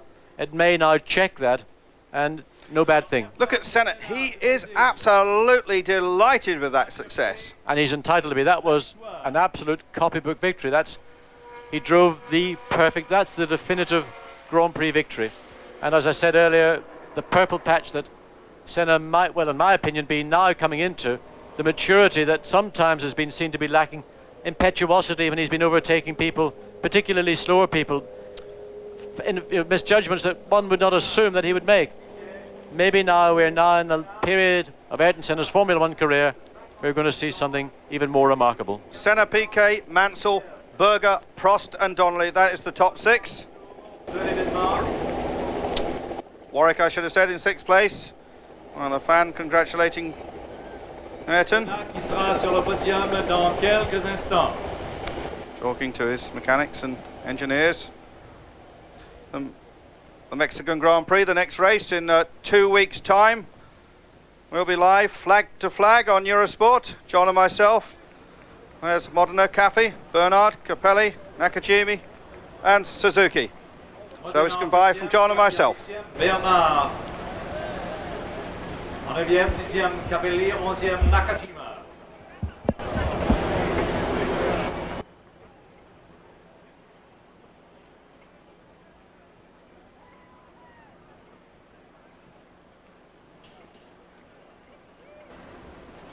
Partida de Berger está ali do lado esquerdo. Já partiu? Sim, já partiu, mas quer dizer, bem, que ele parte antes dos outros, parte antes do verde, isso é verdade. Mas quer dizer, isto é um pormenor, não é? Ao pé da partida de Imola, em que saíram todos antes do verde acender. Isto é um pormenor e, aliás, eu suponho que as autoridades esportivas, entendidas na matéria como são, deveriam dar o desconto adequado, já que se trata de piso molhado, como ele gosta. Ele que tem uma certa tendência pela perfeição, tem como objetivo realmente fazer sempre o melhor, conseguiu aqui um grande prémio, aquilo que ele chama um grande prémio à sua maneira. Nos treinos foi o mais rápido, na prova ganhou. Um sorriso naturalmente maciço. Ouviram do Ipiranga, letra do Grande Prémio do Brasil. Pódium de Montreal, agora o champanhe da praxe. Agitam-se bandeiras, curiosamente, dos 3 primeiros. Ali uma bandeira da Ferrari, depois a de Inglaterra, Nigel Mansell, e do Brasil, Ayrton Senna e Nelson Piquet. Champanhe da praxe e... He is an absolute amazing driver. I mean, not since the days, I guess now, we could say of Jimmy Clark and Jackie Stewart has somebody been so dominant. Well, I think it's fairly safe to say that he is already a legend. I mean, he will go down as being in the same breath as Fangio, Clark and the great drivers, that's for sure. Good drive from Piquet. Very good drive from Piquet, and... Whoops, careful, Nigel, you might get a whiplash of the wrist there or something, throwing that head. The captain throwing around there in your chain flying, and Alan has got this thing about Nigel and his whiplash.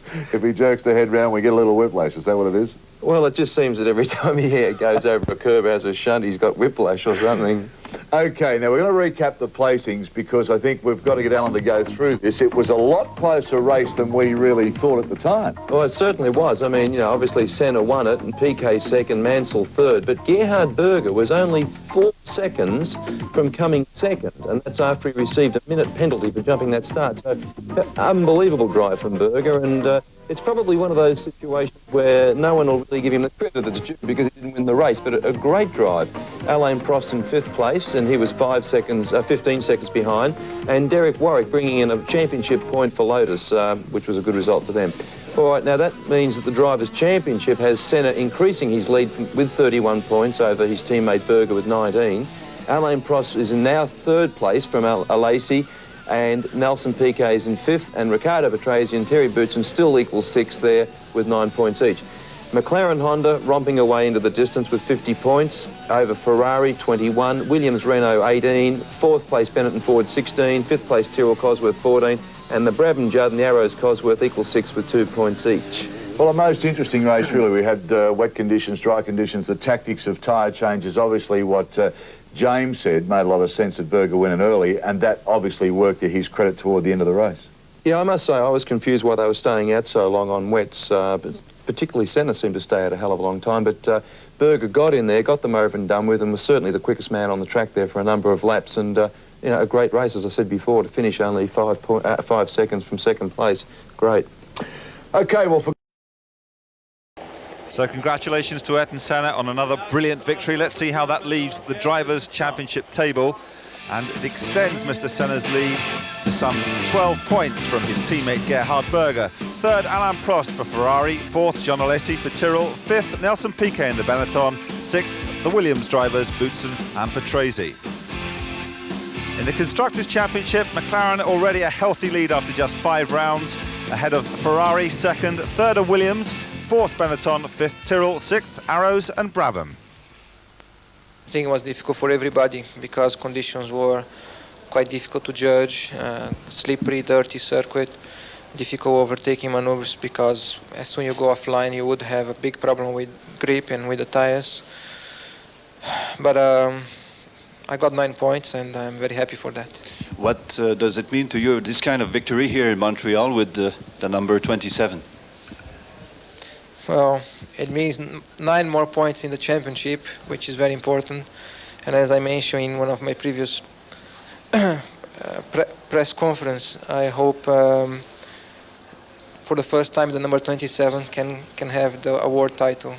It's a long way to go, it's going to be tough, but the possibility is there, and we have to work hard and concentrate and try it.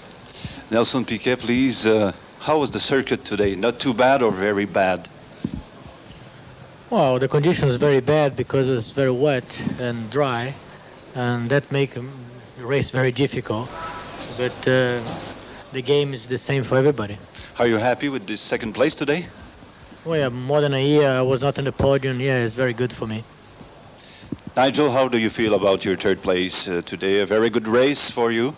Well, a little bit, but we had a compromise, but I had big oversteer, and one of the biggest problems I had was coming out the hairpin. The automatic box was missing 1 gear every other lap, and you lose that just coming onto the straight, and before you know, you've lost about 50 yards.